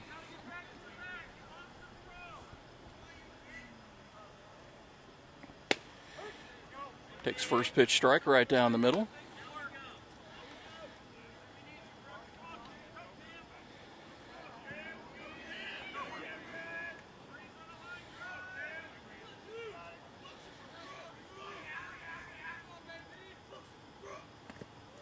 Thomas curveball in the dirt, nicely blocked there by Hunter Ward, the catcher.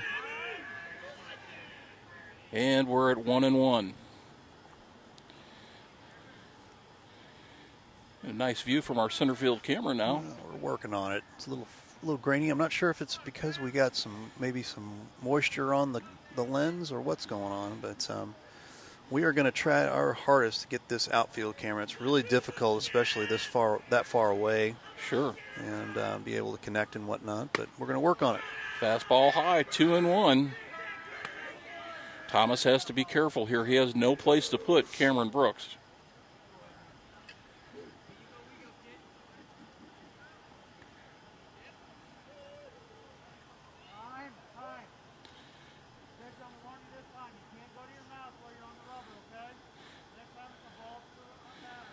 And the umpire instructing the pitcher, when you're on the mound, you can't go to your mouth. So he gives him a warning. And we're going to see a change here at first base for Rock Memorial.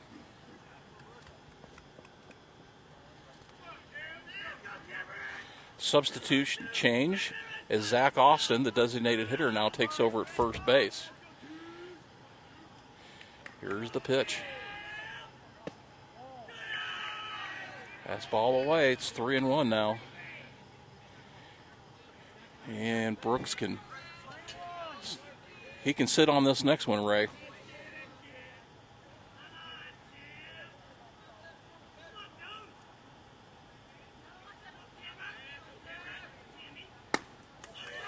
Ball high. There's a walk and another run scored. The Blazers have batted around. The bases are still loaded. It's 1 out. And it is now 10-8 in favor of Rock Memorial. With 1 out, and the JC Blazers have a chance to strike here. Jack Mickle steps in. He led off the inning with a hit batsman. He takes a strike on the inside corner.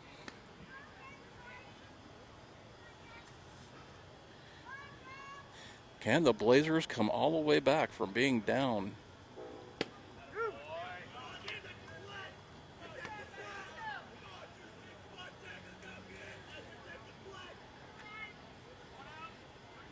Mickle looking to hit the ball in play hard somewhere.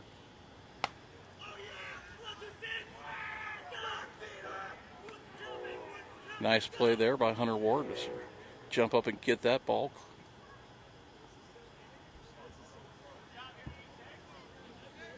Mickle just wants to put it in play, Ray. Mm-hmm.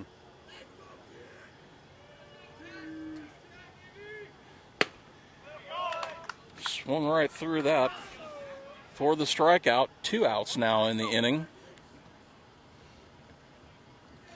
And that brings in Zach Popkin. Long night for both of these catchers. Popkin 2 for 3 on the night. A double, single, a double. 1 run scored and a strikeout.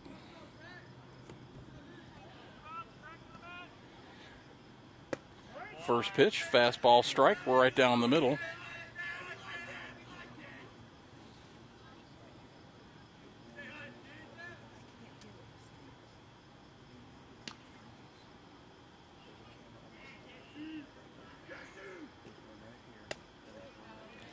Pulls the string on him for strike 2.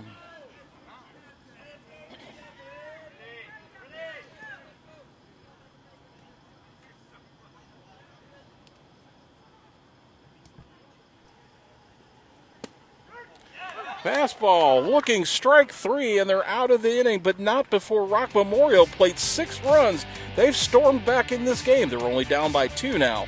10-8 in favor of Rock Memorial right here on Livestream STL.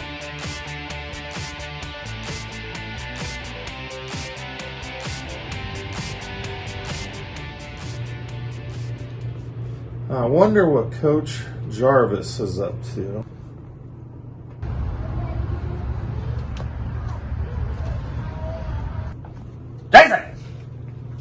Jason! What's up? What's up? Man! Oh, hang on a minute. I got a call from Blair. What's up?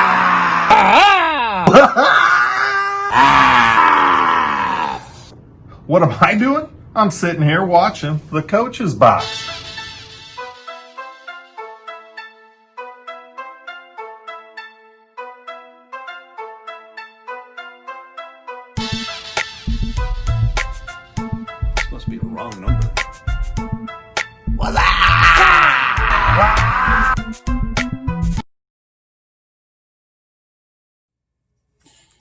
Where's the game? Where's the game?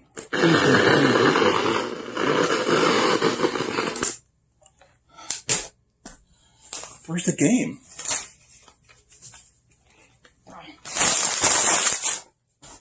There's the game. Livestream STL, now available on Roku. Hey guys, it's Jeff Kettlehut, owner of Kettlehut Smokehouse and proud sponsor of our regional youth baseball program. Come on in before or after a game for some of the best barbecue in the area. We can feed the whole team or have us cater your next party. On 6167 Crystal City, Kettlehut Smokehouse, hands down the best around.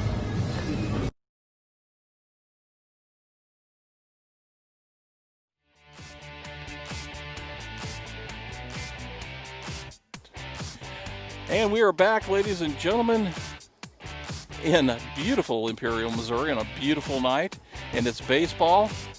Ray, what are we doing here? Why are we here? Well, we're here because it's baseball. That's why. Definitely it's baseball, and it's live streaming time, and you can check us out on the St. Louis streaming choice, Livestream STL here. All of our places, Facebook, Twitter, YouTube, Roku channel, Twitch, Periscope, you name it. We basically are out there on it, and we're proud to bring back baseball to the summer from our wonderful COVID-19 break. We're all over the place, right? Absolutely. We're everywhere. Absolutely. We go to the bottom of the sixth here. Bottom of the sixth, Hunter Ward, the catcher, will lead things off.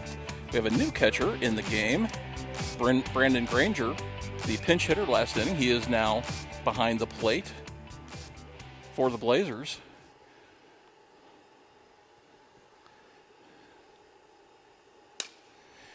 Ward swinging at the first pitch.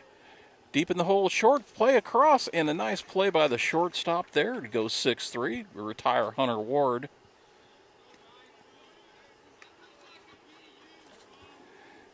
We also have a new pitcher in the game for the Blazers right now, number 46, Kieran Fegan. I hope I'm saying your name right, Kieran. Sigmund High School product. Will be a senior next year.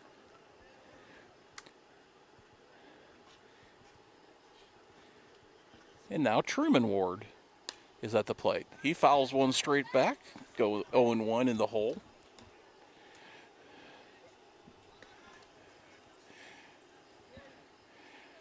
Faithful sticking around for this one, Ray, as we approach 10:35 here. Few delays. Not too bad. Few issues. There's a shot up the middle for a base hit.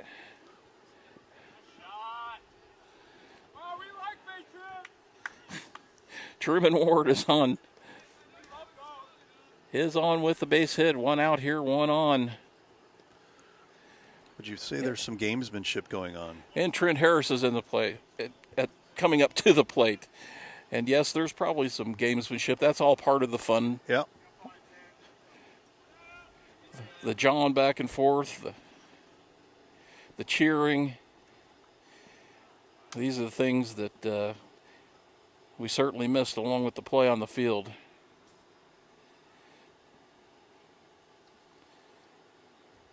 Fagan looks in. Breaking ball in the dirt for a ball one. And now the Rock Memorial dugout is starting to get vocal. Things were pretty quiet for most of the game. It was very, very quiet for quite a while, and now everybody's pretty vocal. Getting rowdy on a Friday night. Absolutely. Wouldn't have it any other way. Harris swings through that last one. 1-1 the count now. Interesting to see if they start the runner here.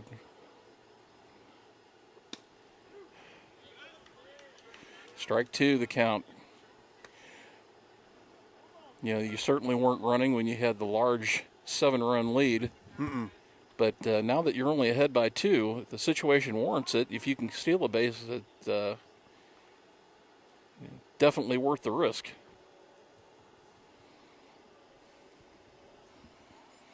Now, I've been told our good friend Jim Powers is going to be out to cover a couple of our games. We just have to invite him. Well, I would like to see Jim Powers and his high school sports caravan come out and definitely say hi and get the headphones on Jim. Jim's certainly one of the most knowledgeable people in our area as far as high school sports. Correct. Harris stays alive at the plate, fouling that one off.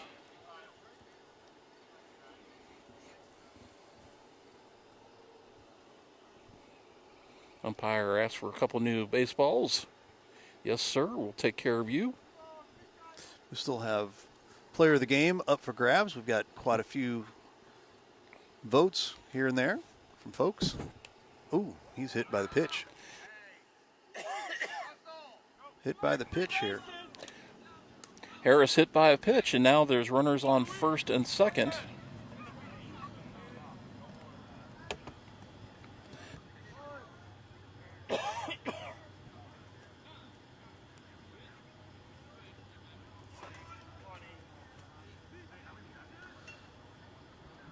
Some coaching instructions there. Well, we've got another player in the game, and both, these coaches talked about how they were going to have to sub as many guys in as possible. Well, I mean, and Given especially get these kids in here and see what they need to work on moving forward the next couple weeks. Right, and this is Ethan Carroll now at the plate, pinch hitting. Ethan Carroll from Festus.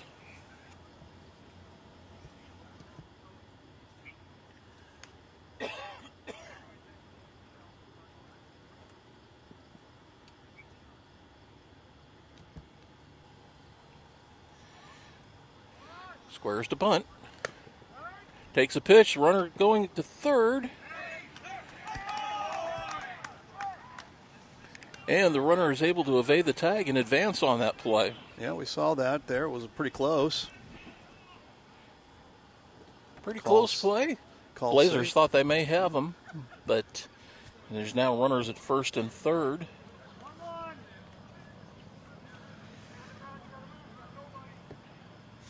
One out here, and runners on the corners, and I'm sure the wheels are turning on these coaches' brains at this point.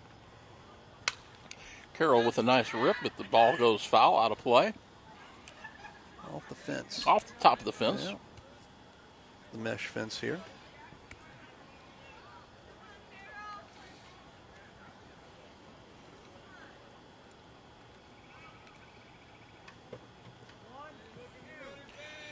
The frogs have started chirping behind us. I have heard that a couple times there. We're catching that on our microphone. Yeah.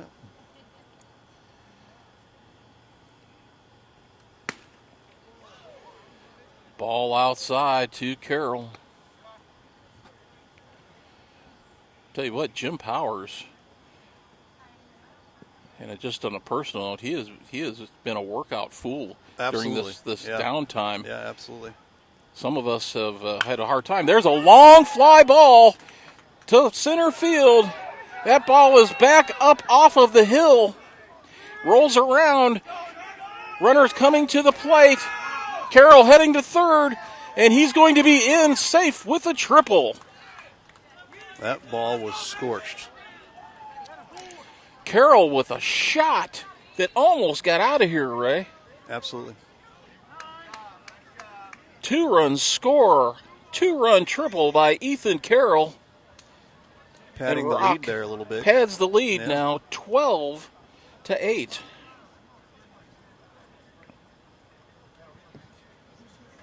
That was the hardest hit ball we've seen tonight by far. Yeah, absolutely. He really got a hold of that one. Anyway, as we were saying, Jim Powers, as Nolan Estepare steps in.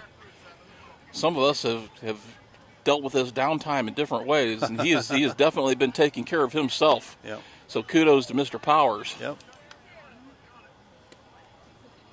You see people's just thinking different once, when you're in a situation like that. Well, we've got a little bit of time on our hands. What can we do?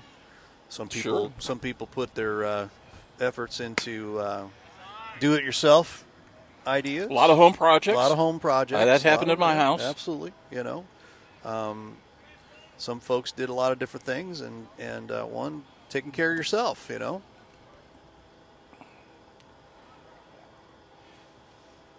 Estepari now looking to extend that lead. He's hit in the back.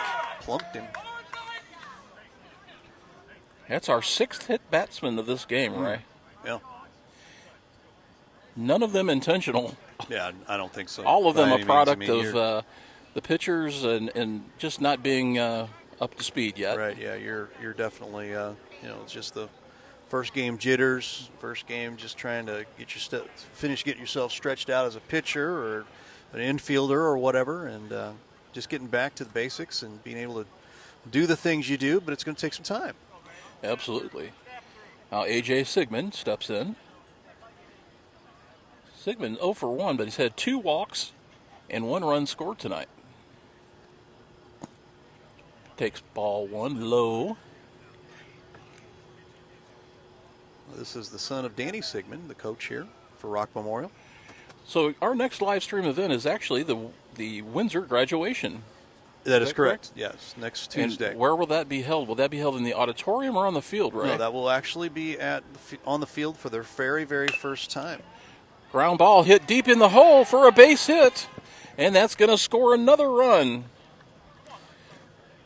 A.J. Sigmund gets in on the fun with an RBI single. And we talked with Rachel Montgomery, Piper's mom. We've covered Piper quite Friend a bit. Of the show? Yeah, absolutely. And Rachel Montgomery, the assistant principal over at Windsor, they are absolutely excited about having their graduation on the brand new football field, by the way. It's been completely resurfaced. That's going to be neat. I was over there last week, and it looks beautiful, absolutely beautiful.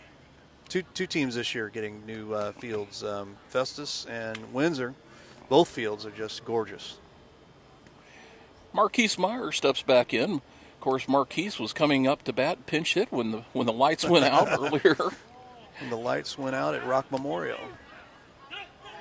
Oh, play at third. Bang, bang, play. They call the runner out, stealing.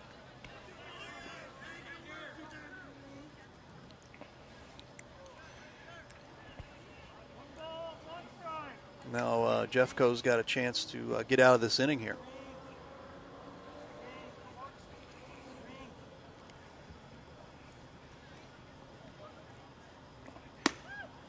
That was 2-5.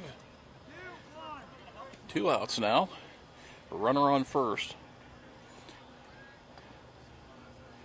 But Rock has been able to score 3 runs and get just a little more comfortable, at least here in the bottom of the 6th. Right. Myers with a liner to the third baseman caught for out number 3.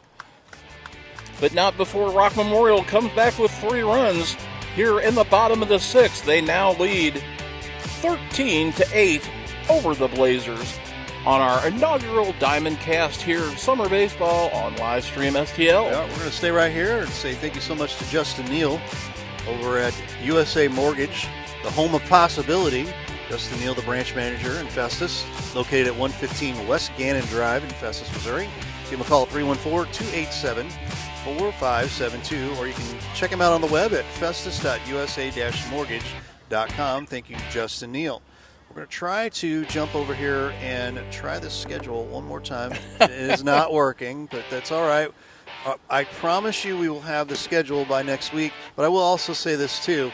If you want to just jump back out of the stream here real quick, you could basically scroll down a little bit. You'll see our schedule, and we have that full schedule for you. Around 20 games, give or take. Obviously rainouts and reschedules and things like that with power outages. Power outages, right?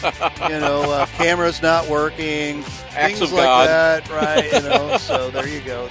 But and if you're interested in broadcast or advertising with us, we'll give you the broadcast advertising information here. You got to give us a call, 314-852-4398. Or you can email us over at livestreamstl@outlook.com.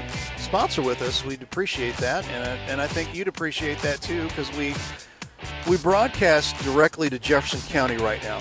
Down the road, we're looking to maybe jump into St. Louis County, maybe jump into St. Charles County, but right now we're focusing on Jefferson County.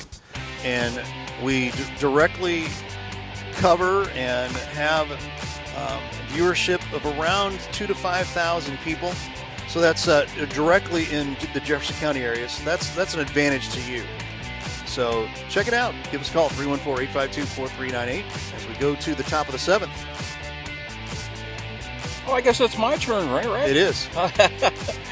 Well, it's not only just my turn, but for the JC Blazers in their final 3 outs in this game here, if they don't come back, it's also Jacob Cordovan's turn. Jacob Cordovan, 2 for 3 tonight, 2 singles on the night. Ray, getting back to that sponsorship, yep. With us adding games for Rock Memorial here in the mid part of the county, and also adding games for the JC Blazers in the top of the county. Right. We would really like to extend that sponsorship to the businesses in that area, because this is a great deal that you've had running, and it's a good time to jump on board, and we're going to be following these teams. Last year was our first year. We focused primarily on Festus, and of course Festus had a great run. Yep. But this season we have an opportunity now to extend our broadcast to other teams and have folks at home, folks from around the world be able to watch. So this is a great opportunity if you're a business located here in the mid part of the county, if you're a business located in the northern part of the county, to get your name out there, let folks know that you're back in business, you're ready to go. Absolutely. And we'll tell you this, today is our last day of our preseason. We say the preseason. Tonight is the last night of our 40% off special.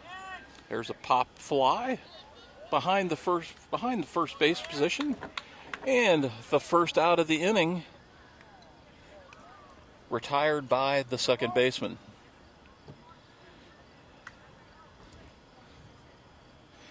Chase Bloomer steps in. Chase Bloomer had a big triple last inning, part of a 6-run attack by the Blazers as they were working their way back into this game. Bloomer's actually 2 for 2 on the night. The center fielder's had a very good night, and he's batting well over 500 now. Mm-hmm. Takes first pitch, strike. Blazers down to their final 2 outs here in this game, Ray.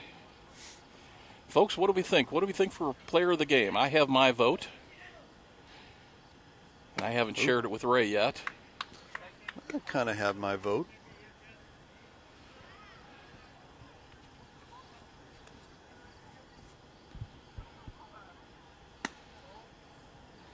Pitched a little outside there. Cooper Thomas battling. He's trying to grind out the save on this one. Mm-hmm. And again, we'll reiterate, as far as the program is concerned, with the delays and the power outages and the things like that, we will re-edit this and re-upload this either late tonight or first thing in the morning, and we will have that in its entirety for everybody to watch. Bloomer gets a piece of that, stays alive at the plate. So yes, you'll be able to go back and watch all of this in its glory. We did get a report during the power outage on Ethan Mallard, and he appears to be doing quite well after taking that line drive off of his head there in the second inning. So there's a solid base hit to center for Bloomer, and Bloomer's had himself a very good night. Now 3 for 3. He's had a sacrifice. He's had a run scored. He's had an RBI. You name it. Right. Yeah, and he keeps hopes alive for JC Blazers, pardon me. Yep. Caught up yesterday with, throw over to the first there. Caught up with Coach Aaron Kudelek of the JC Blazers for the first time, and great gentleman. Talked about a lot of very well-known players. David Freese was one of the ones that was name-dropped. Ryan Howard. Sure. All those Lafayette guys out that way. Mark Burley. We were talking a little bit about him as well. And so, good to catch up with, all the different types of leagues out here. We're kind of cross-pollinating this season here with Slaba and the American Legion, and also the Babe Ruth League. That's correct. Gabe King at the plate right now. We did want to mention that, the left-hander. And Ray, I don't know if you had a chance to see it, and we didn't have a chance to talk about it yesterday, but we did share the news that the Jefferson College Vikings head baseball coach Kevin Moeller has resigned that position. Okay. And he has now become the director of scouting in Missouri for one of the scouting for, I believe it's PBR scouting. Oh, wow. Here in Missouri, which is certainly an important job, and we do wish Mulder well, Coach Mulder well, but there's so much uncertainty going on at the junior college and collegiate levels that he took an opportunity where that he may not have normally taken if it weren't for everything that happened with COVID. And we've seen now a strikeout by Cooper Thomas. Seems to have calmed down this inning here a little bit and been able to just do what he does and fire strikes. Kieran Fegan, as now the Blazers are down to their final out.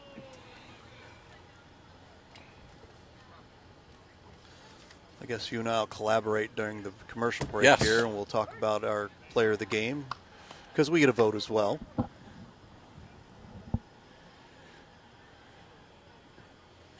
13-8 our score here.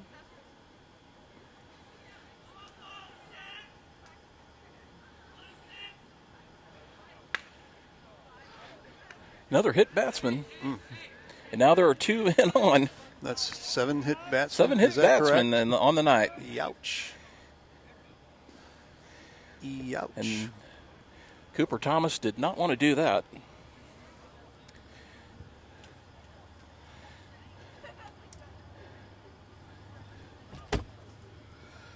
That's going to bring in the catcher, who pinch hit earlier in the game, Brandon Granger.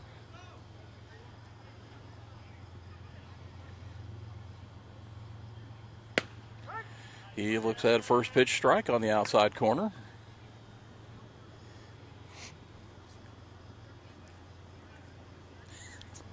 That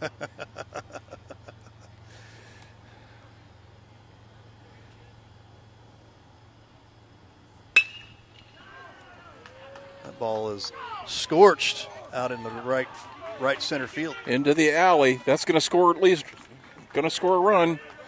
Throw to the plate is offline. 2 runs scored there. Granger with the 2-out double and an RBI.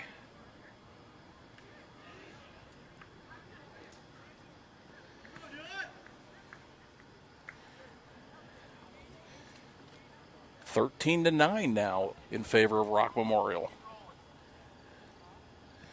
Dylan Carlton at the plate.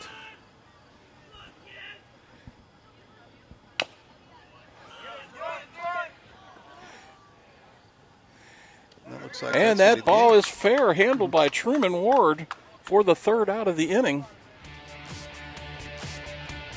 And that is the game, ladies and gentlemen. And because of the current actions here in restrictions in place, the players will not line up and shake hands. They wave to each other. They doff their caps to one another in a display of sportsmanship.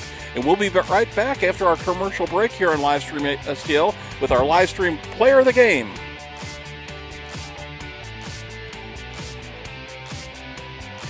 Hey guys, it's Jeff Kettlehut, owner of Kettlehut Smokehouse and proud sponsor of our regional youth baseball program. Come on in before or after a game for some of the best barbecue in the area. We can feed the whole team or have us cater your next party. On 6167 Crystal City, Kettlehut Smokehouse, hands down the best around.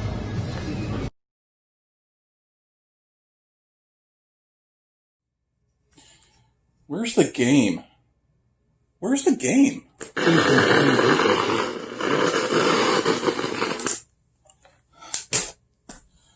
Where's the game?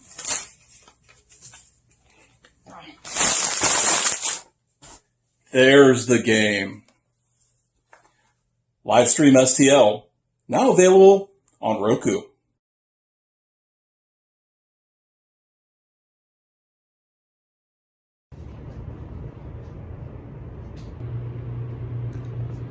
I wonder what Coach Jarvis is up to.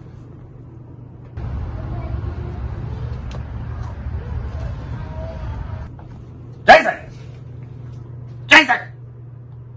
What's up? What's up? Man! Oh, hang on a minute. I got a call from Blair. What's up?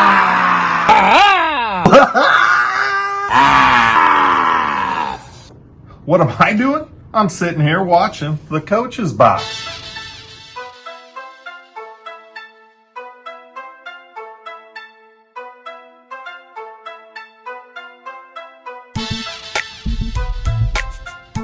This must be a wrong number.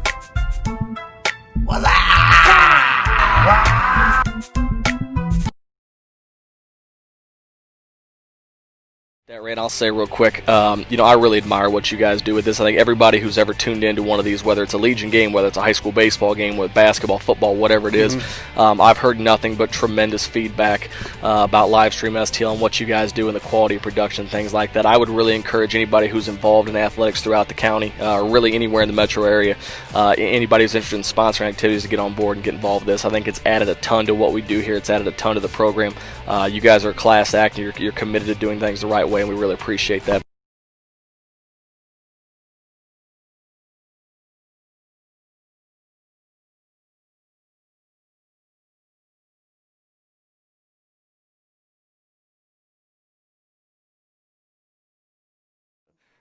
What you guys do for Jefferson County sports, it doesn't go unnoticed by the coaches in all sports. Yeah, all I appreciate sports. that. You know, I have a lot of friends that are head basketball coaches, and I've been, of course, around Jefferson County all my life and followed all kinds of sports even before I got into the coaching. So what you guys do to help promote it with the kids is unbelievable, and we appreciate you guys. Yeah.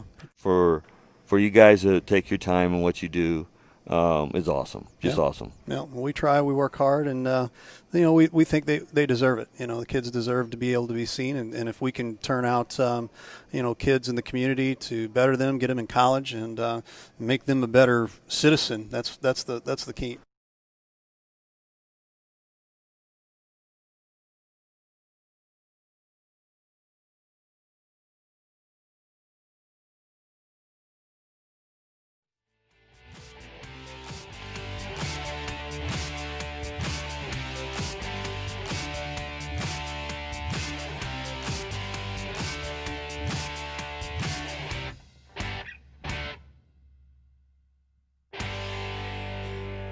The camera's right there, by the way. All right. But you can just talk. We're having a conversation. We are back live here with our player of the game as voted on by our fans. And we are happy to talk with Truman Ward here tonight. Truman Ward came in the game in a very difficult situation for Rock Memorial and was able to sort of put out the fire, calm things down, and work very effectively through parts of 4 innings here tonight for Rock Memorial, not only shutting down the Blazers during that time period, but allowing Rock to sort of take off and have an explosive inning. Now, I had you, Truman, I had you for 4 full innings worth of outs, gave up 2 hits, 0 runs, 2 hits, struck out 7 and walked 3 in the 13-9 victory. And because of that, and because of the situation, the circumstances that we'll talk about here in a second, you are our player of the game, so congratulations. Oh, do we have his microphone on? We do. Okay, I'm going to turn you up a little bit there. Speak loud as you can. All right. Talk a little bit about that situation. Obviously, a scary situation on the mound. Ethan Mollard goes down there. Yeah. In that situation, a very tough situation where nobody knows how he's going to be. You've got to focus. All of a sudden, you're tapped, and you've got to come in the game. Talk a little bit about what that was like. Well, I was going to go in already during the game, but it was a little short because he got hit in the back of the head, obviously. I was a little scared at first, but he got up. Yeah, it's one of those things that's a really sickening sound to hear in that situation, as your teammates are watching you from behind now. They're over there watching you being interviewed. But so you knew you were going to come in the game at some point to pitch, but you didn't know it was going to be quite that soon. I didn't know it was going to be that early. Well, before we go on, how is Ethan doing right now? He's fine. He tried to go back in. Well, it's one thing after missing all your spring season to baseball and everything we've gone through so far, not getting to play. I can understand why he would want to play for sure. He's pretty angry.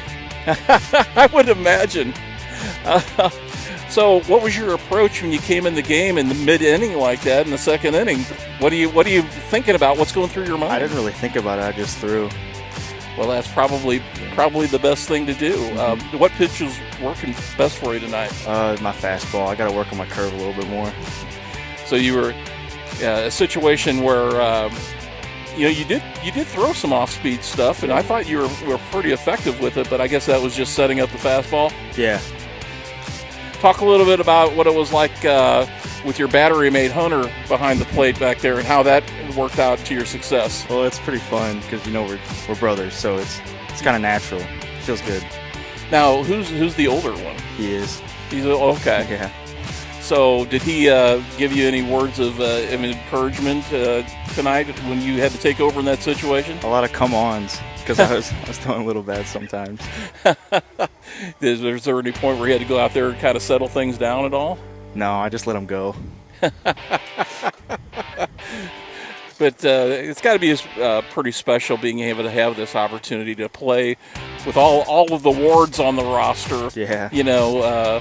That's one of those things I'm sure you'll never forget. Yeah. It's a good time.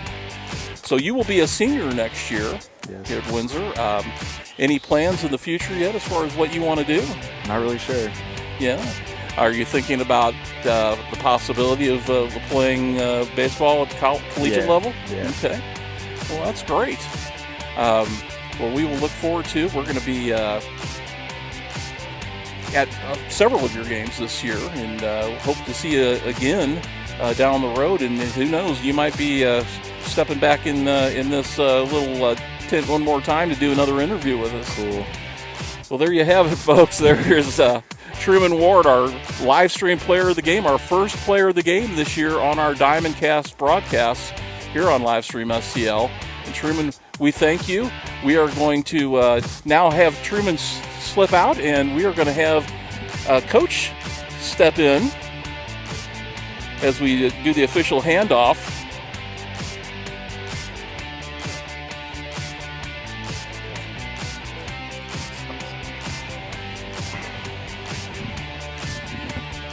Coach Sigmund, how are you doing tonight? Better. A lot better now. We've had a night of all kinds of interesting things going on, but the most important thing is we got a baseball game in. Yeah, and it was a wild one at that, too. So it certainly was a game of ups and downs. What could have been a horrific injury right off the bat in the second inning turned out to be okay, thank goodness, but certainly a scary moment. Yeah, absolutely. I've seen that one other time in my life, and it was off of a bat instead. I've never seen it off a throw. It's I've never seen it off a throw either. And of course, Hunter Ward's he's got a gun behind the plate, so he does. So you definitely wouldn't want to be hit by one of his throws. No. But talk a little bit about that, and as Truman alluded to, Ethan seems to be pretty fine right now. Which thank goodness. But what do you say to a young man like Truman when you give him the ball in that situation? Well, these guys have been playing together for a long time, and they've come in situations like that before where they've bailed each other out, not necessarily after an injury, but, he's a gamer, and he'll come in and he'll throw strikes, and, just gave him words of just get it in there, let these guys hit, use your defense, just stay within yourself, just the basic things you could tell him. And he settled in pretty quick. He settled in very quickly, and he came in almost like a late inning reliever, the way he was able to really establish dominance quickly, I thought. Yeah. Striking out the majority of his batters that he faced through the first 3 innings, and I thought he was pretty humble about it tonight, but and his curveball not working real well, but I thought he had pretty good movement. He didn't always get it over the plate, but it was definitely fooling the hitters. Yeah, I think he was doing a little bit better than what he's giving himself credit for. That was actually, I told his dad on the side, I said, his curveball was really working good. They didn't have a clue against it. That's what I thought as well. You don't always have to throw it for strikes, right? But to be effective. But we had that situation. Obviously, we had the rain that came through and cooled things off a little bit, and then the power outage. When that happens, obviously you've got guys that that haven't had a chance to play and practice a whole lot, had the spring taken away from them, and now they're going through a 15, 20-minute delay. How do you keep them limber? How do you keep them loose and warmed up? Honestly, I don't know. I was running around trying to get the power back on. So that's a great answer. I was hoping they were doing something. That's a great answer. Well, now you've got this win under your belt, and obviously it was a situation where you're trying to rotate, and we spoke about this yesterday, rotate as many guys as possible, rotate as many pitchers as possible. JC Blazers came back. They had a little life there, in the sixth inning. They were able to put some runs back to back. Cooper Thomas, he battled. He grinded. He did. Absolutely. Out there and finally was able to get out of the thing. But what do you say to a guy like that when he's grinding and you're just like, hey, just get the outs? Yeah, Cooper knows one speed, and that's fast, as hard as he can go, and he's very high emotion. I just basically had to calm him down. He was getting frustrated. They were chirping a little bit and kind of getting to him. So I just had to tell him just to settle himself down, stay within what he can do, because it was obvious when he's trying to throw his curveball, he was trying to overthrow it. It was ended up behind the batter. So we kind of got away from that throughout the rest of that inning. He settled in, was able to get the outs that we needed. But just basically telling him he's got to stay within himself and keep his emotions under control. Right, and not only that, because when you're on the mound and something happens, if the bench gets into it from the other team and starts going, if they know that that's going to rattle you, obviously they're going to keep pouring it on. Yeah. And it was funny because it was a pretty quiet game bench-wise from both teams tonight up until that point, and then they get loud. And then this last inning, your guys came back and got real loud when you were able to score the 3 runs. So absolutely, that was good to see the excitement and the energy level get back into these guys and realize, hey, we're having fun out here. We're playing baseball again. That's what we were looking for. We wanted a good ball game with these guys tonight. I would have liked to put those last 2 on the board in the 5th just to go ahead and go home a little bit early, but it didn't happen that way, and our guys didn't quit. They made it a close game. They didn't give in. Those boys over there can hit. Obviously, you saw Granger from them put one up to the fence. I've known him from years past, and he can put a ball on the bat pretty well. And our guys just had to come back and do the same thing. Ethan Carroll come up with a very big double for us. That was pretty much the difference in the game there. So, if we don't get that, the game looks like it's going to be tied at that point. So. Yeah, that was really a shot that Carroll hit. To me, that was the hardest hit ball of the night. But, that was the one thing I was really happy with tonight, the way we hit the ball. I don't think we had any cheap hits. They didn't have any cheap hits either. So, that was, and especially for Ethan, he's been gone. He was on a surprise vacation, and he come back just 2 days ago. So he's missed a week and a half of BP, and then he kind of got thrown in there with so many injuries, and and he was able to get in and do the job. So we were happy for him. That's a great story. Well, Coach, we couldn't ask for a wilder, crazier, funner first night of baseball here. We had the rain blow in. We had our power went down. We had a system crash during the game, but we'll get that fixed later on tonight. And then with the power outage, it was one of those. In the injury, it was like, what could happen next? But that's the beauty of baseball. You never know what's going to happen next. Flip a coin to see what happens next at Rock Memorial. You just don't know. So. That's right. Well, I will say this, and I mentioned it during the game, because I've seen this field in years past. This field is in tremendous condition tonight. I tell you, it's from where it was at about 3 weeks ago. We had some outside help come in and get it in a playing condition. But when you get out there a little bit closer, there's some work that still needs to be done. We're not quite happy with where it's at just yet, but we've got some help that's helping us get this done. And we're by the end of the summer, we're going to really be able to get after it, get this thing in really good playing shape. And I would like to say next year this is going to look 1,000% different. So. Well, that's great. I mean, I've definitely seen the improvement over the last time I was here, just in the infield itself. And I thought the ball played real well. Obviously, after the rain, the hits to the outfield really had a tendency to scoot, but they're going to do that anyway, anywhere on this surface. But kudos to you and your crew for making that happen and making this a pretty enjoyable experience out here tonight for these guys. So I guess we will see you next week. We have the Phenom coming in. Right back here, yeah. And we'll see you then. We'll probably aggravate you some more for some quotes and words of wisdom. As long as it's after a win, that's good with me. So. All right. Coach Danny Sigmund of Rock Memorial, his crew with a big win tonight, 13-9 over the JC Blazers. And Ray, what thoughts do you have on the game? You've been running around like a chicken with your head cut off tonight. This is my thoughts. Don't do a golf tournament before the first baseball game because I'm wore out. I'm definitely wore out. But no, I thought you saw the jitters, you saw guys working through some things, but other than that, you saw some. As the game went through, we had some really good hits.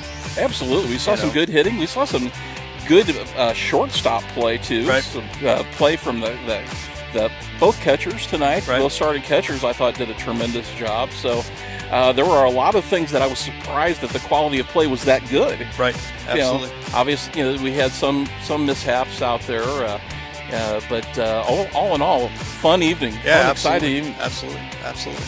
We just want to let you guys know, if you're interested in sponsoring with us and you like what we're doing out here, please respond. We'd love to have you on board here for our JEFFCO DIAMONDCAST season here. It's a shortened season, but it's around 20 games. And if you're interested in doing that with us, this is where we stream to. We also stream to our Roku channel. We also, and this is how you get a hold of it, videos.tkdssports.com. And so if you're interested in sponsoring with us for our broadcast advertising here, get a hold of us, 314-852-4398, or live stream stl@outlook.com. For Ray Halbrook and all of us here at Live Stream STL, we're going to say so long, and we will see you next. Our next broadcast is Thursday. Next Thursday. And but catch us for the coaches box, and also we might try to squeeze into Main Street Sports. We'll see what see how it works out with the schedule. So sure. Try to do that every week. So have a great night. We'll see you soon.